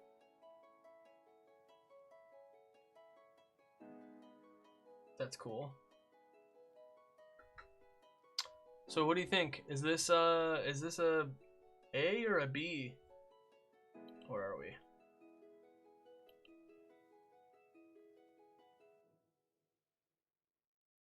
Oh my god.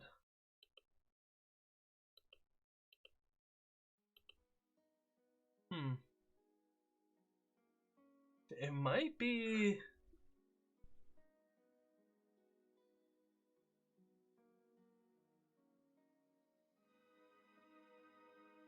I think I'm.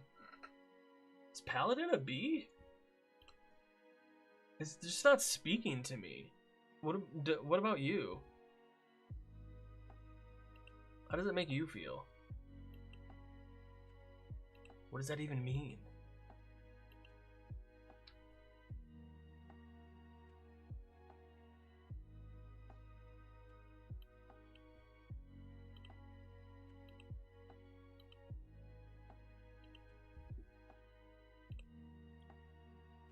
I'm gonna put it at B for now. Right. Ranger. Oh. All right. Dexterity and Wisdom. We got a D10 hit die. That's nice. Bunch of proficiencies in weapons and armor. Spellcasting. You can change one spell on a long rest. That's nice. Paladin just seems like it has been nerfed badly since 2E. I think the power of the Paladin comes in the subclasses.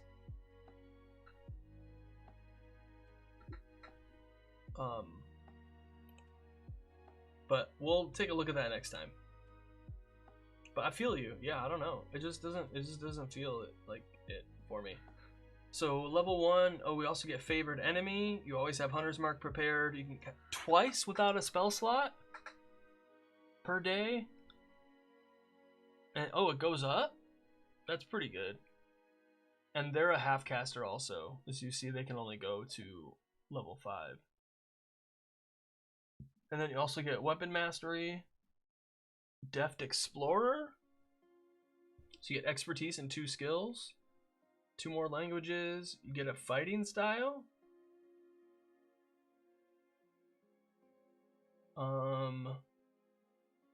Extra attack. Speed increases by 10 feet.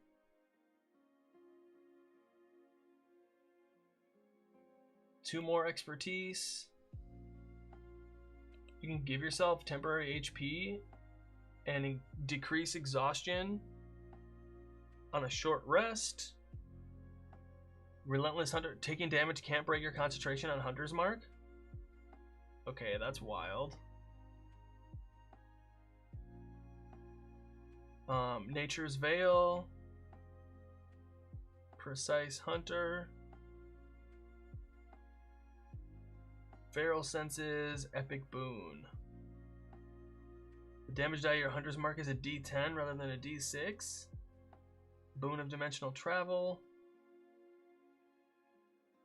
Blind Sight within 30 feet? Okay. How are we feeling about this? I don't know.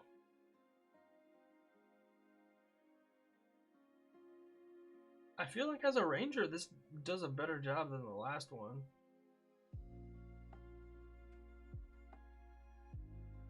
Yes, I feel like it's a lot better.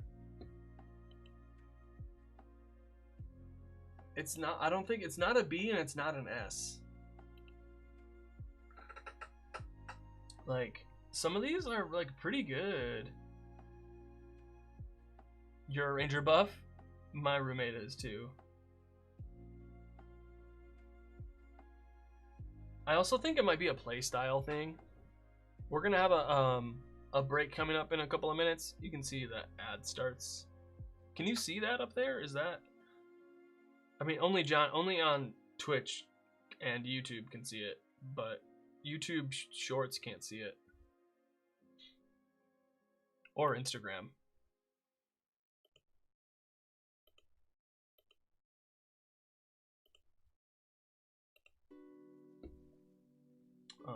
All right, what spells do we get? Alarm, detect magic, entangle, such a good berry, hunter's mark, jump. Go ahead now, jump. Aid, there's that aid spell again. So good. Lesser restoration, find traps.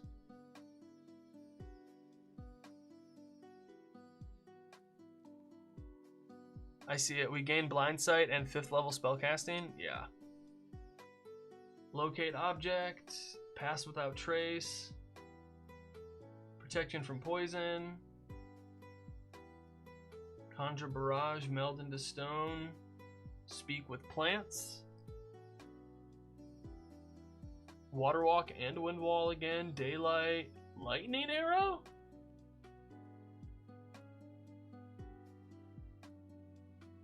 Whoa. That's a 3rd level spell? I don't know if that's worth it. Conjure woodland beans. Dun, dun, dun, dun. Stone skin. Commune with nature. Conjure volley. Greater restoration. Swift quiver.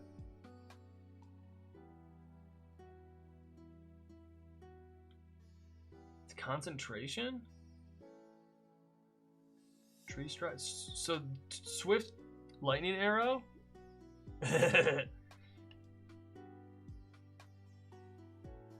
Oh, as a bonus action, you can make 2 attacks. That's what's non-detection. Oh, that's cool.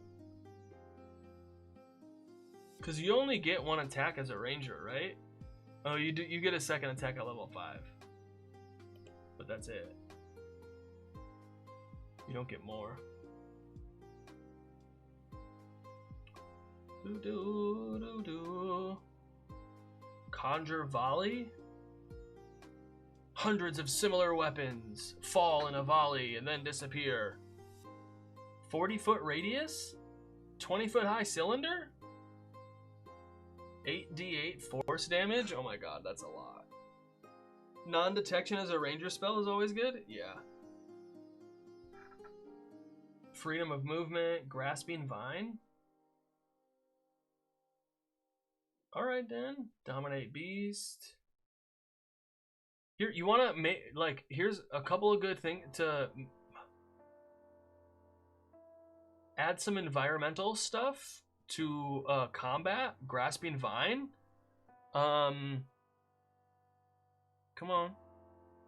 Within 30 feet, melee attack, 48 bludgeoning damage, and it pulls to it. Like, add that into an encounter. You know, give it like 4d10 HP. Volley of great axes sounds awesome. What else?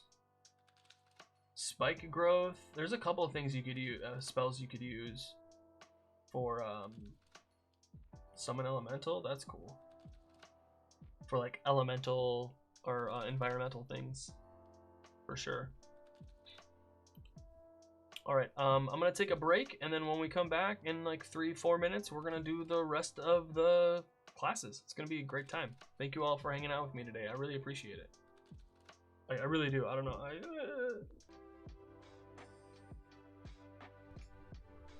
And we're back. A dinosaur story. Haha. That one's for you. So you want to be a dungeon master? Haha. Clip this. Alright.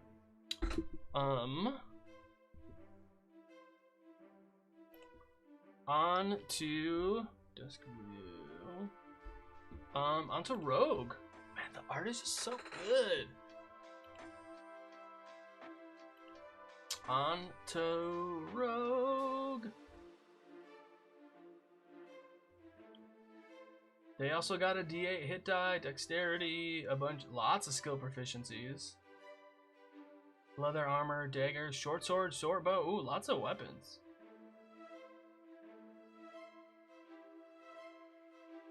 So that's cool. Banger art once again. It's so good. Like, they did a really good job. Oh my god, I love going to this. This is one of my favorite pieces of art in the book, like by far. Look at this. Check that out. Like, what spell is this artwork for? Can you tell? Do you know? Like, it's the shape change spell, and it's two rival mages shape changed into a beholder and a behir while fighting each other. Like, how cool is that? Shenaniganry. Yes, exactly. Pure shenanigans. Shape change. Level 9 spell. You shape change into another creature for an hour. It is concentration. You gain temporary hit points equal to the hit points of the creature. The spell ends early if you have no temporary hit points left. So, like, it is concentration, though. So that's like, you want Warcaster for that, for sure.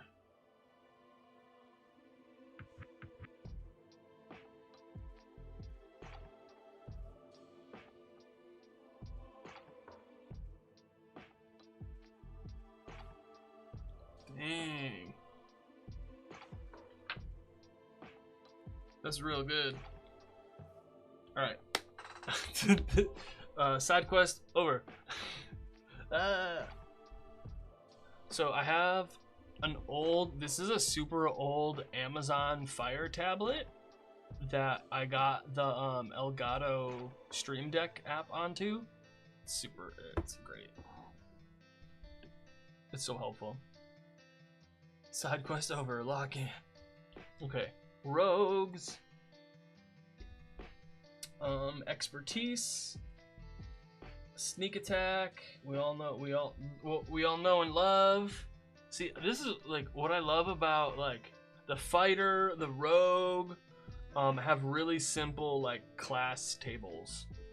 10d6, holy cow, that's crazy sauce. Sneak attack, thieves can't. You get 2 weapon masteries, which is nice. Cunning action, that bonus action, dash, disengage, hide, is super classic. Steady aim. That was a Tasha's feature, right? That wasn't in the original book, I don't think, or was it? Was this a 2014, or did they add that in later? Cunning strike, I do like. See this, the art again, it's so good. Cunning strike, I do like the cunning strike. Tasha's? Yeah, I thought so. Can't drink any more tea. This cunning strike, when you deal sneak attack damage, you can you can spend sneak attack dice to do extra stuff. So poison, you can they can make a con save or they get poisoned for a minute. trip if they're large or smaller, deck save or they fall prone, withdraw. You can move up to your speed without provoking opportunity attacks. Like, how cool is that? And then you get more of them. Okay, so we do the uncanny dodge. We know that one. We know evasion. We know reliable talent. Yeah, it's extra stuff. Improved cunning strike. You can use up to 2 cunning strike effects when you deal sneak attack. And then there's more that we get daze. Con save, or it can only do a move, action, or bonus action. Knock them out, so they can go unconscious, or you can blind them. Like, that's really cool. And then proficiency in wisdom and charisma saves. No attack roll can have advantage against you unless you're incapacitated.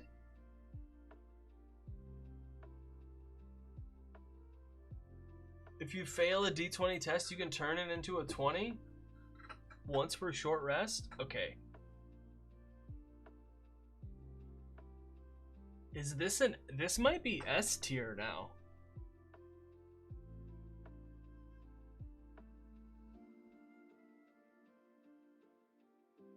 Man.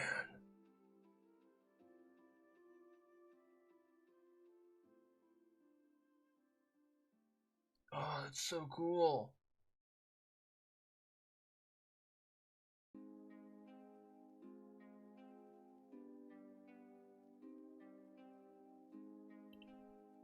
Is this S tier or is it A tier? This might be S tier. Because it's so simple and easy, but also very flavorful without the subclasses. I think S also. Also, this music is perfect.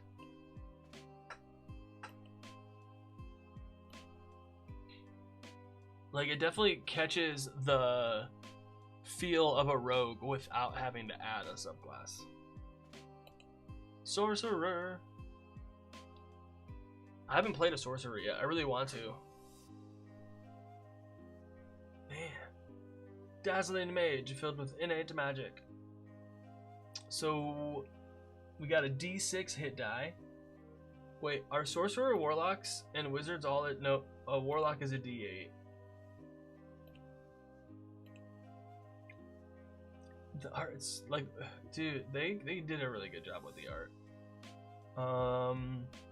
You get saving throw proficiencies in Constitution and Charisma. So here's the thing: of the spellcasters, of Sorcerer, Warlock, and Wizard, Sorcerer is the only one that has saving throw proficiency in Constitution, right? Wisdom and Charisma, Intelligence. Yeah. So sorcerers are more likely, the way they changed. Yeah, exactly. So they're better at concentration saves, and they're better at counterspell. Currently playing a rogue at your table. I think they did a fantastic job with a bunch of the classes, including Bard, Warlock, Barbarian, Rogue, and Cleric. Yeah, I think so too. Like, and that's the thing. Hey, Dild, it's like Dild. It's like, I still think B is a good grade. Like, C is normal, like average. You know, I would say C is average. So I think all of these are above average, like already for sure. Look, what's the average? I guess, like, I would say Paladin might be. Is the Bard? I don't know. Like, should it be like this? You know, that might be better. No, because Bard's a really good support class. This is so tough, y'all.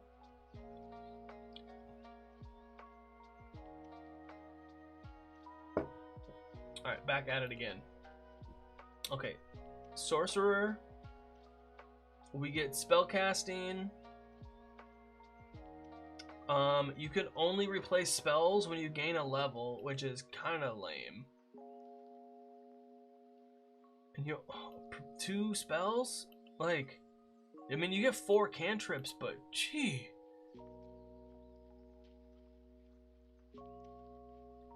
Oh, sorcerer, it's okay, Johnny. Pronounced like Tip top, nice meeting you. I just really love the class designs. I do too.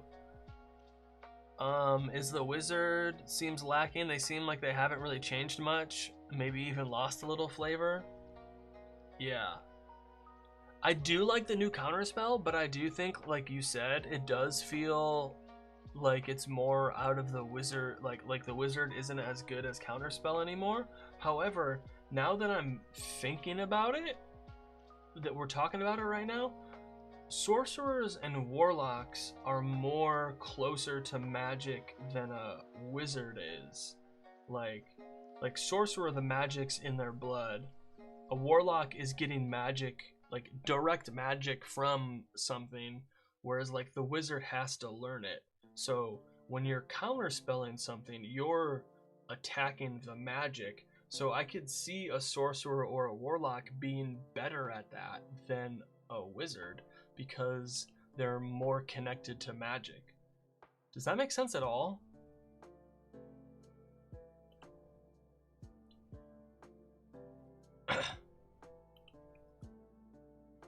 Good. Well, did that make any at all sense? I have no idea.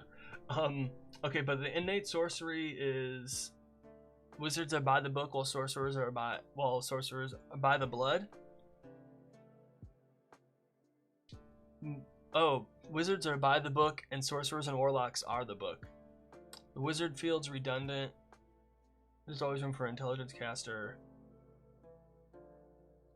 Yeah, I don't think I was always necessarily looking for new from these classes. Yeah, I feel it. It feels like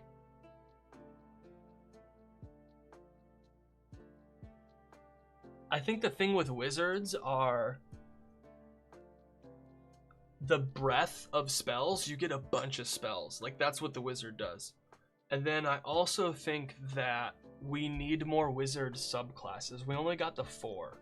So I think once we get more with these new books that are coming out, I think that'll be a lot more helpful in getting some more flavor to the wizard. And like, I do think, like, if you have a sorcerer, if you have a party with a bard and a sorcerer, you don't need a wizard. You're gonna feel redundant for sure. Especially since the bard can take wizard spells.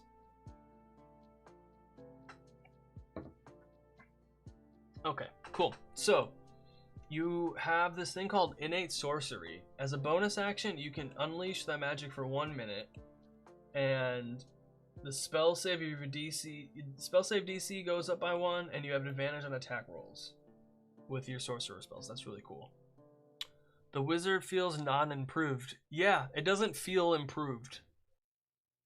I love wizards, most subclasses. I'd love to see more generalist that feels like Merlin or Dumbledore.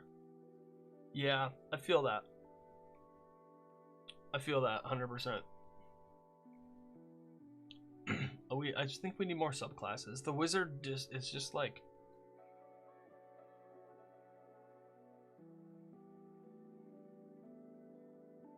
I feel like the spell selection is like what makes the wizards different than necessarily the like class or subclass abilities.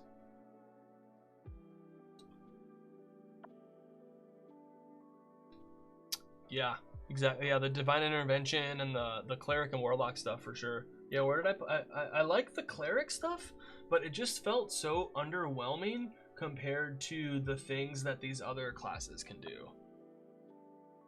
It doesn't help that anyone casts is fireball. Yeah, totally.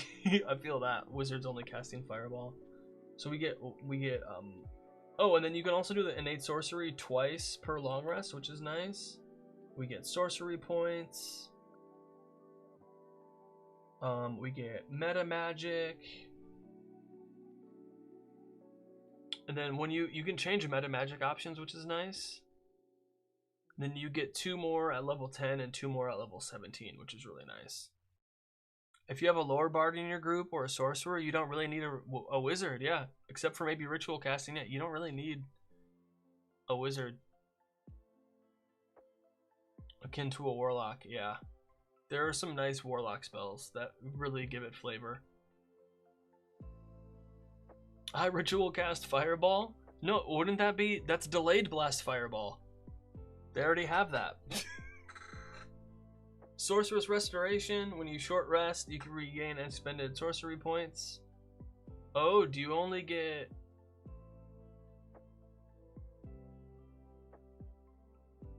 sorcery points? Only on a long rest. Okay. So that's good.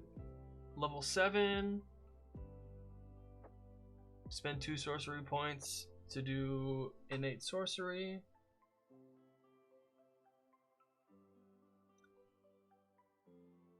Whoa. And then, okay. When your innate sorcery is active, you can use 2 meta magic options. So this is crazy. It goes from level 7 to level 19. It goes level 7, level 19. Even delayed blast doesn't take 10 minutes to cast. Arcane Apotheosis, Epic Boon, meta magic options. So they did change Twin Spell, but I think it's fine. I think this is more closely what they meant last time. Yeah, Sorcerer does have some cool new stuff. So like, however,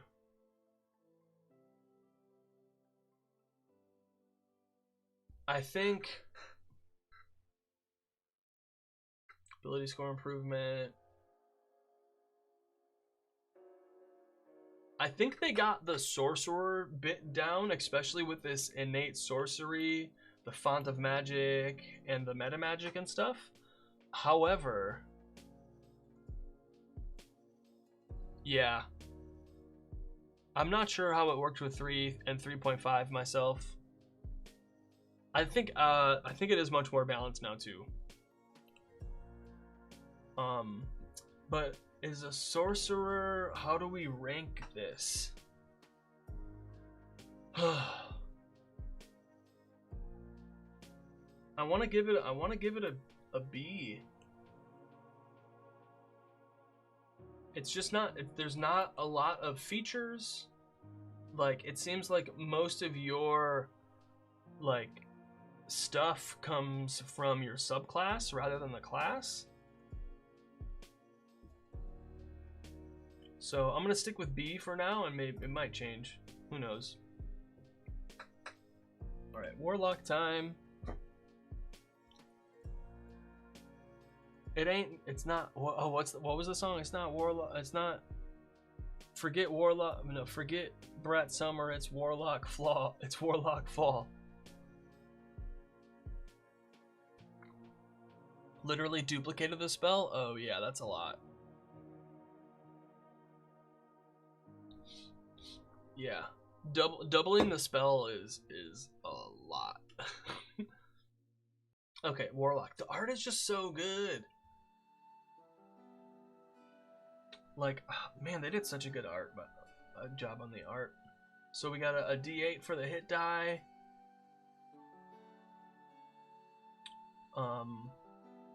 Yeah, it's so good. Thanks for all the emojis. I love the emoji wall bouncing around everywhere. The ranger, all the art. I really love the art. You missed it. We were going through we were going through the art in the Dungeon Master's Guide and the Monster Manual for like 15 minutes also. Warlock features. I really like Warlocks. I'm a really big fan. I really think the Eldritch Invocations like give you so much flavor. especially with how they changed. You can add charisma to more than just Eldritch Blast. Like you can modify more cantrips other than Eldritch Blast. Like that is so cool. Pact Magic. I love Warlocks, but you only played it once, so you can't comment on 2024. Yeah, it's. How are they enjoying it? Magical Cunning. Warlock subclass ability score. Contract Patron. Contact other plane. Up to 5 questions with a 1-word answer.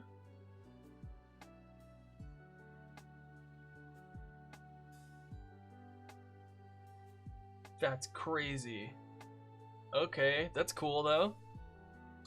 The Fey Warlock specifically, he seems super thrilled about it. All right, I'm really happy that they included the Celestial subclass also. I think it's good to have like an evil, a good, like the Fey neutral. I think it's really good. That sounds super fun. Mystic Arcanum gets you the like other like a level 6, 7, 8, and 9 spell. I really like that. Once per day. Oh, it's so good.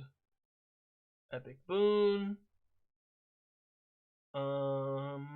You regain all when you use magic. You regain all expended spell slots. So that's cool. They changed it. You only get 1 at level 1, or was it 2 at level whatever spell slot? Eldritch Invocations, cantrips, prepared spells. Mystic Arcanum is so good. It's so good. It's so good. No, I want the spell list. Here we go. Eldritch Blast, because you can modify Poison Spray, right? What was it?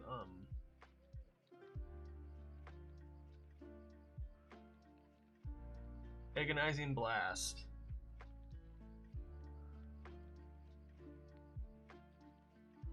A Warlock cantrip that deals damage. Blade Ward. So this one, so Chill Touch. Chill Touch, Eldritch Blast. Mind Sliver. Poison Spray. Thunderclap. Toll the Dead.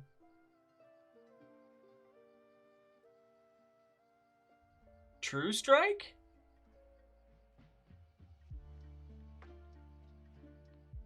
No, I mean, True Strike does that. That's like 6, yeah. No, but no, it doesn't need to count because that's what it does. Right? Yeah. So, yeah. It wouldn't need to count necessarily. Because if it's changing to your charisma, it's gonna do, you know, like a D8 plus your charisma modifier. Unless it means in again, which I don't think it means again.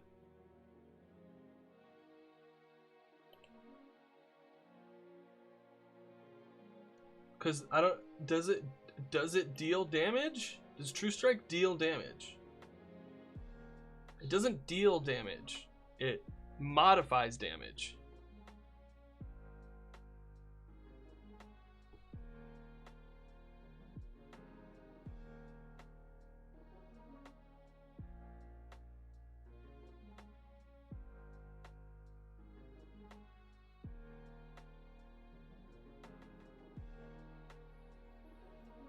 You roll separately for Agonizing Blast? So maybe when it gets to level 5, it just says if it deals damage.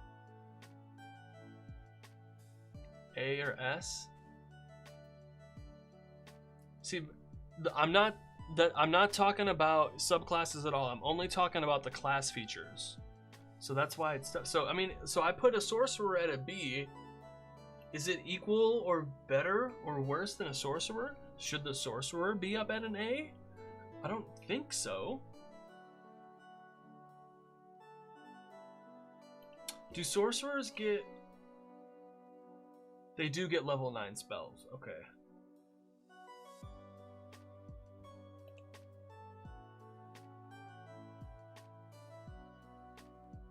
Say an A.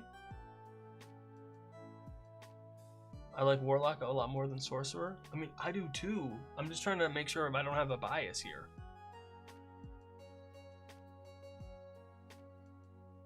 See, that's what I'm saying, is it feels like the Sorcerer and the Warlock here are getting most of their, like, flavor from subclass and not necessarily, like, class features. That's why I'm having a hard time. Yeah.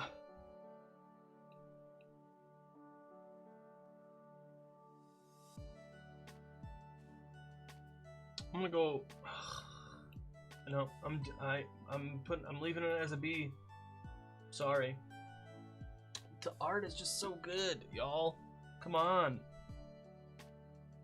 You can't tell me the art is not good.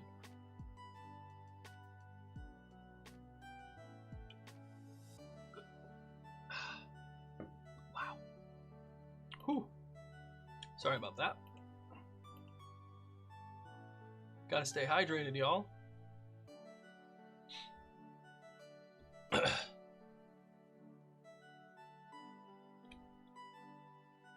Thanks everyone for watching, hanging out, stopping by.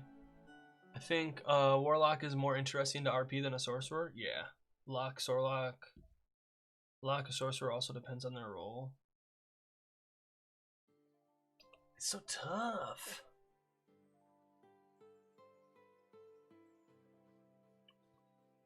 Hey, Mabula Tube, what's going on?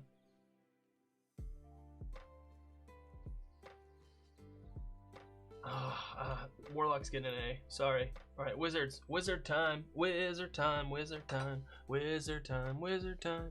Wizard time. They only got a D6 hit die. There's much more flexibility and versatility. Pact and relationship rather than being born magical. Yeah, that's fair. I know. I'm just trying to like take. I'm attempting to take my bias out of it. However, man, Warlocks are so cool. Alright, Wizard, the last one. I'm an actual sorcerer, by the way. What do you need? Do you have any spell components? That would be super helpful. Or like, can you slap together like a Fantasia? Spells, so you get 4 spells prepared at level 1, 3 cantrips. You only get 5 cantrips? That's kind of lame. But you get a bunch of spells prepared. A bunch of spell slots. Reagents? Yeah, exactly. It need reagents to cast the spells. Spell slots. You regain all at long rest. You can change them on a long rest. Ritual, spells, arcane recovery.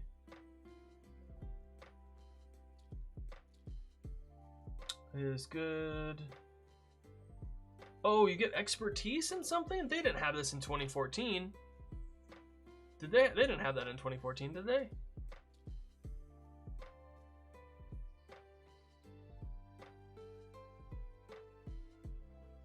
Roll a 20 and I can link you a Fantasia. Let me see.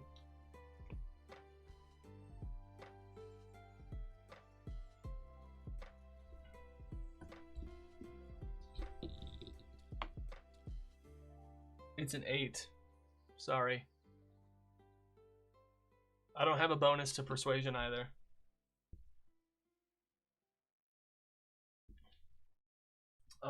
memorize spell.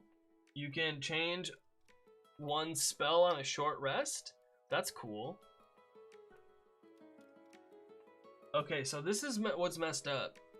Level 5. Level 18.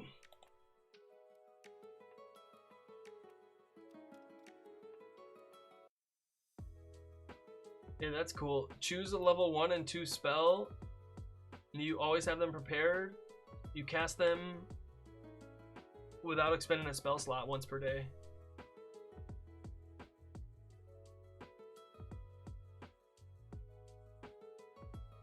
Ever played Spire? I haven't played Spire. Clerics can be better with expertise in those knowledge skills, which is a bit of a Debbie Downer. Yeah, like, I could see, like, would it be weird if every class had one expertise? That's what I'm saying. Signature spells, like, that's great. Epic boon, ha ha ha. Like, this just feels like fucking nothing.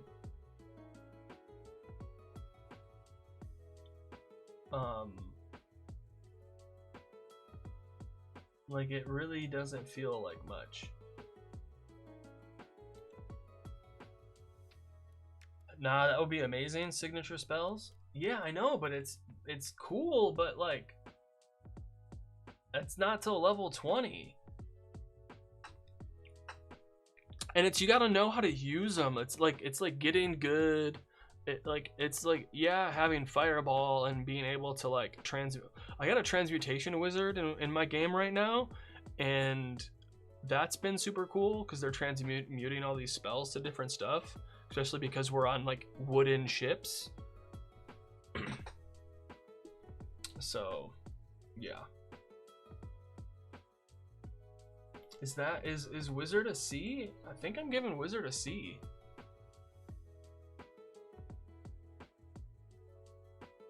Yeah, they do. They get a ton of, yeah, bards get a ton of stuff for sure. Like, reminds me of when WoW was first released. Yeah. Me too. I like wizards. It's just like, and that's the thing, it's only just the class abilities, not the subclass stuff. Like, that might change. Next week we're gonna take a look. Next week we're gonna rank all the subclasses. So I'm really excited about that. That's gonna be super cool. Next Saturday we're gonna do that. But yeah, should I change any of these now? Barbarian, why not be a lore bard and then be good at charisma too? But you can pick like 10 spells. Mate, gonna have to go. Have a great one. Thank you so much, MabulaTube, for stopping by. You can just pick wizard spells you need. Yeah, exactly. You can, like, as a bard, you can just pick dematerializes.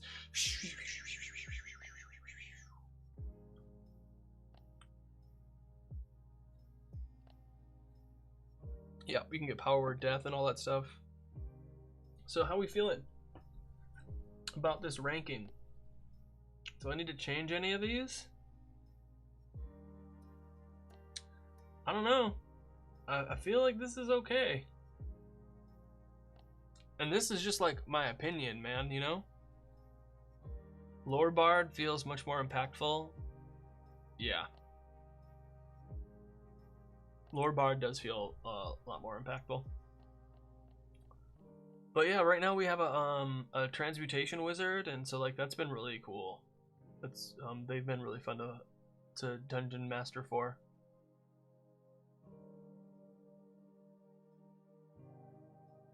Yeah, it does. Like I think the bard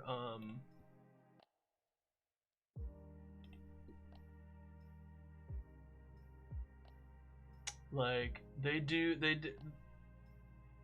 the class features do a good job at like setting it up as a bard. It's just some of these other ones do a better job, you know? Like this is so hard to do, tier ranking. Yeah, this is. I feel it. I feel it. I love them. Loved them since 3rd edition. The 2024 Wizard just isn't really like. Yeah, that's the thing. That's why I'm waiting for. Do we have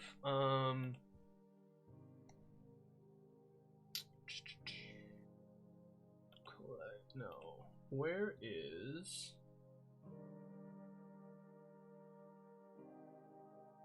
What? Oh, they got a playlist? Oh, they made a playlist? Cool. No, where is media? Where are the... Not the Sage Advice. Where's the, like, Unearthed Arcana? There we go. Come on, Craig. It's almost impossible to objectively rate when most classes can do multiple jobs. Yeah, that's the thing. Because, like, that's where I was trying to take out the subclasses and just go, like, by the base, like, stats. Like, does it work, you know?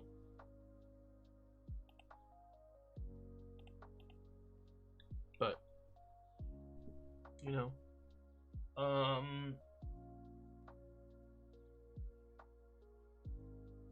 2014 feels like bards could sometimes step over the rogue's job. Now in 2024, yeah. See, they did that.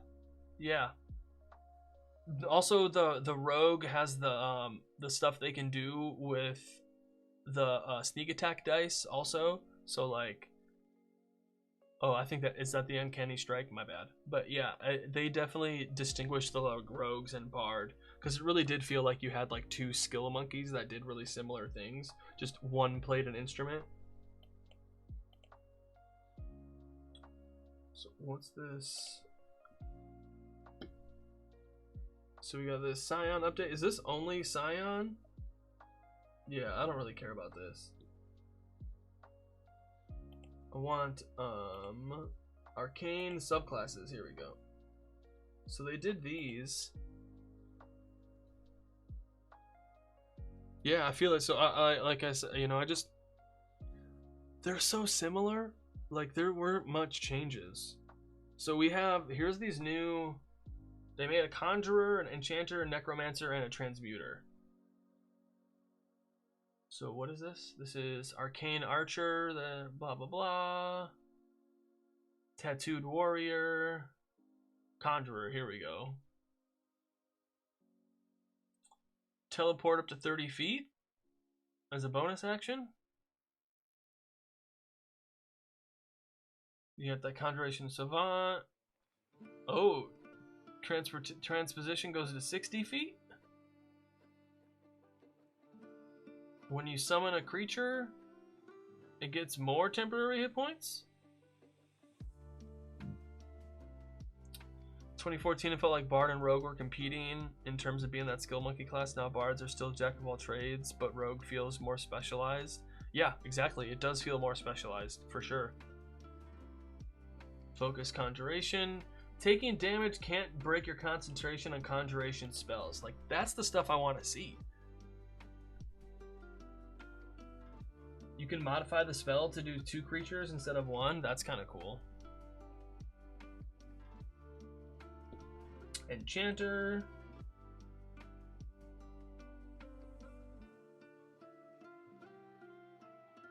Proficiency in one of the skills.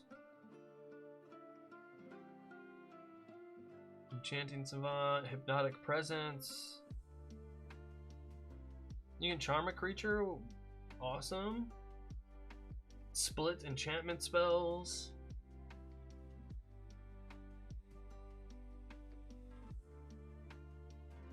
See, these sound a lot cooler. Yeah. Necromancy. Spellbook. You get resistance to necromantic damage.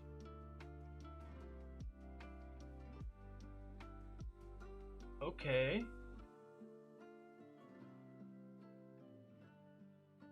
Alright, that's cool. Find familiar. Oh my god, you can get a skeleton or zombie familiar? That sounds way better. This is so much better. See, this feels like a good some flavor to it. Grave power, decrease exhaustion.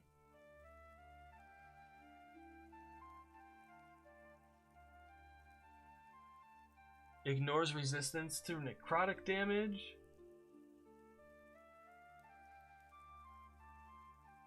Your undead are a little stronger.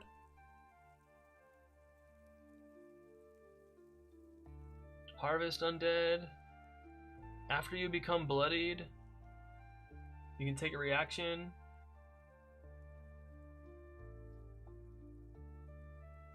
This is cool. I like this. I like this.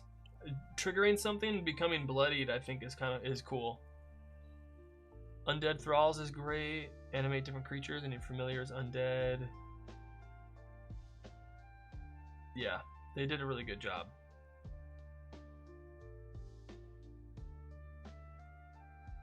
Deathmaster. I really like using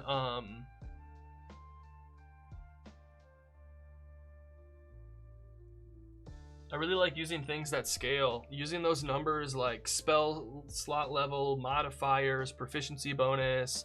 I love using those things to scale over time. Bolster Undead as a bonus action.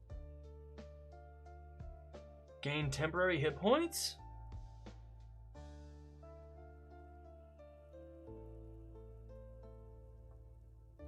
You can have your undead explode. I love that. That's awesome. Yeah. You gotta have the scaling stuff. It's gotta scale. Because Find Familiar now scales then too, right? Come on, man. Game rules, spells. I don't even, this isn't what I use.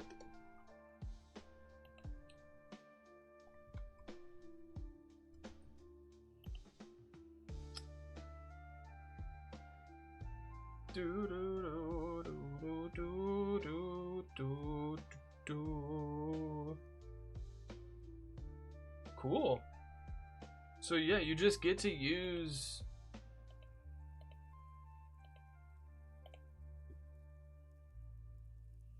Come on.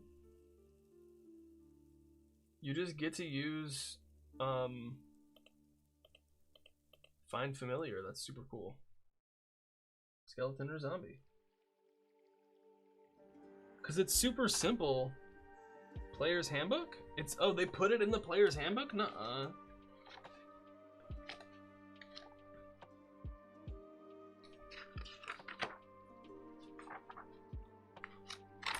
Did they really do that? They did! Zombie? Zombies right here.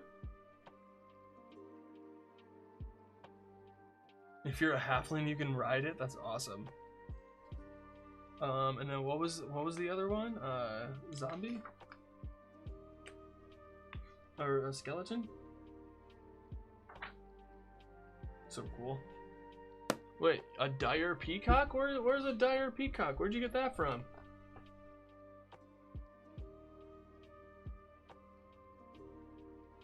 CR0? Dun, dun.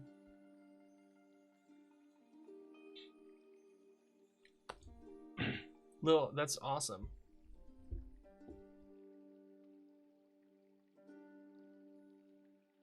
So cool. Okay, well, I need to save this. Download the image. No, we'll do that later. I'll do that off camera. But yeah, there's our tier list, everybody. Not too shabby. Florida. A dire peacock? Where do you get that from? Florida. Yeah, somebody in Florida definitely has. Oh, is it a new creature? Is it in the monster manual?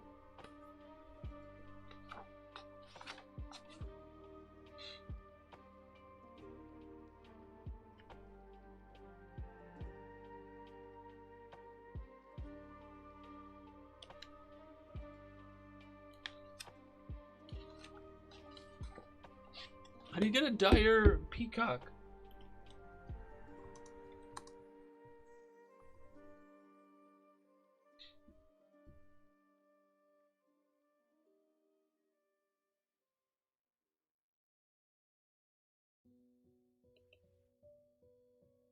I don't know, you find one. Alright.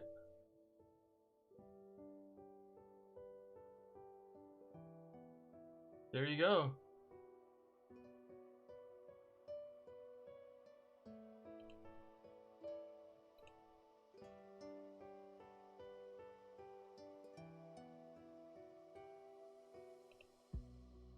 That's awesome. I love it so much. Giant fly is also an alternative. Yeah, that okay, that's pretty funny.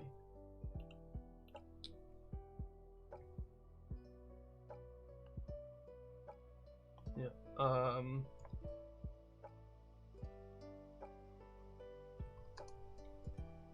my god, just use a giant fly.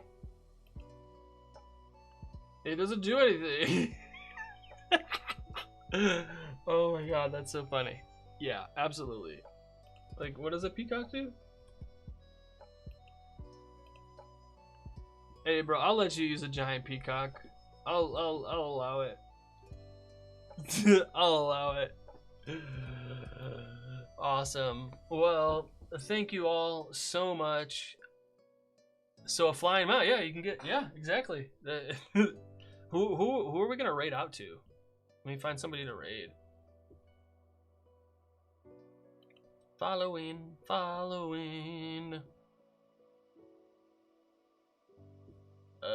What?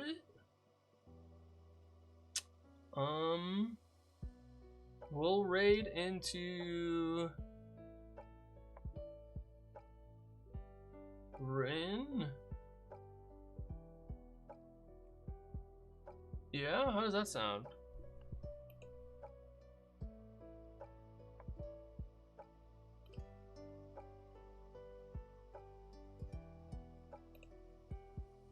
Rainbow Chocobo? That sounds awesome. That's pretty cool. Alright, so we're gonna raid into Rin Vixen. I was in Castleton with them.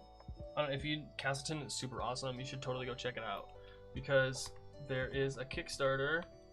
So Castleton was this like big 100+ person actual play D&D that was like, yeah, here we go.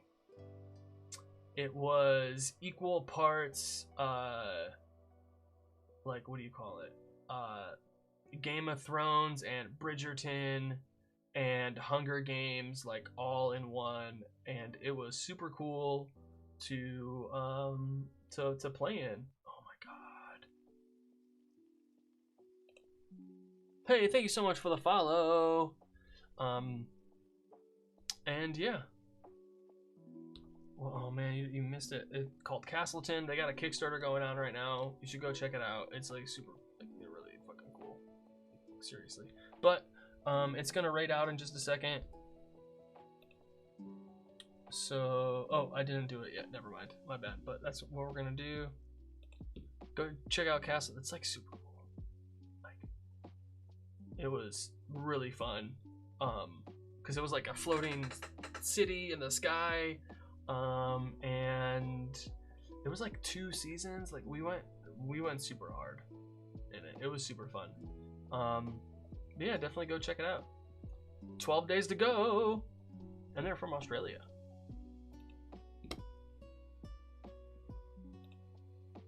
Start raid.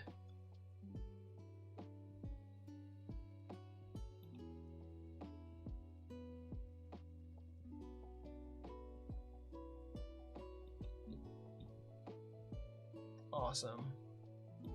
So yeah, thank you all for hanging out with me today. I really appreciate it. I'll be back next Saturday. We're gonna rank all of the subclasses this time, or next Saturday. Yeah, it's gonna be a super great time. Thank you all for stopping by and hanging out. And if you like the cool map that's down here, this cool map, and that the scenes that I have behind me, those are all by Chepaku. So go check out, you know Chepaku, right? That weird name that you don't know how to pronounce? Yeah, them. No, not that one. These people? Yeah, I got permission from them to use their like maps and stuff as backgrounds. So yeah, go check them out if you ever want to. But yeah, thank you all so much for stopping by and hanging out. I really appreciate it. Find me everywhere as Craig of Inspiration, Twitch, Instagram, YouTube, Threads, TikTok. I'm all over the place. So yeah, thank you all so much for stopping by and hanging out, and I will see you all in the future. Take care. See, like this, that's from Chepaku. They're letting me use their scenes.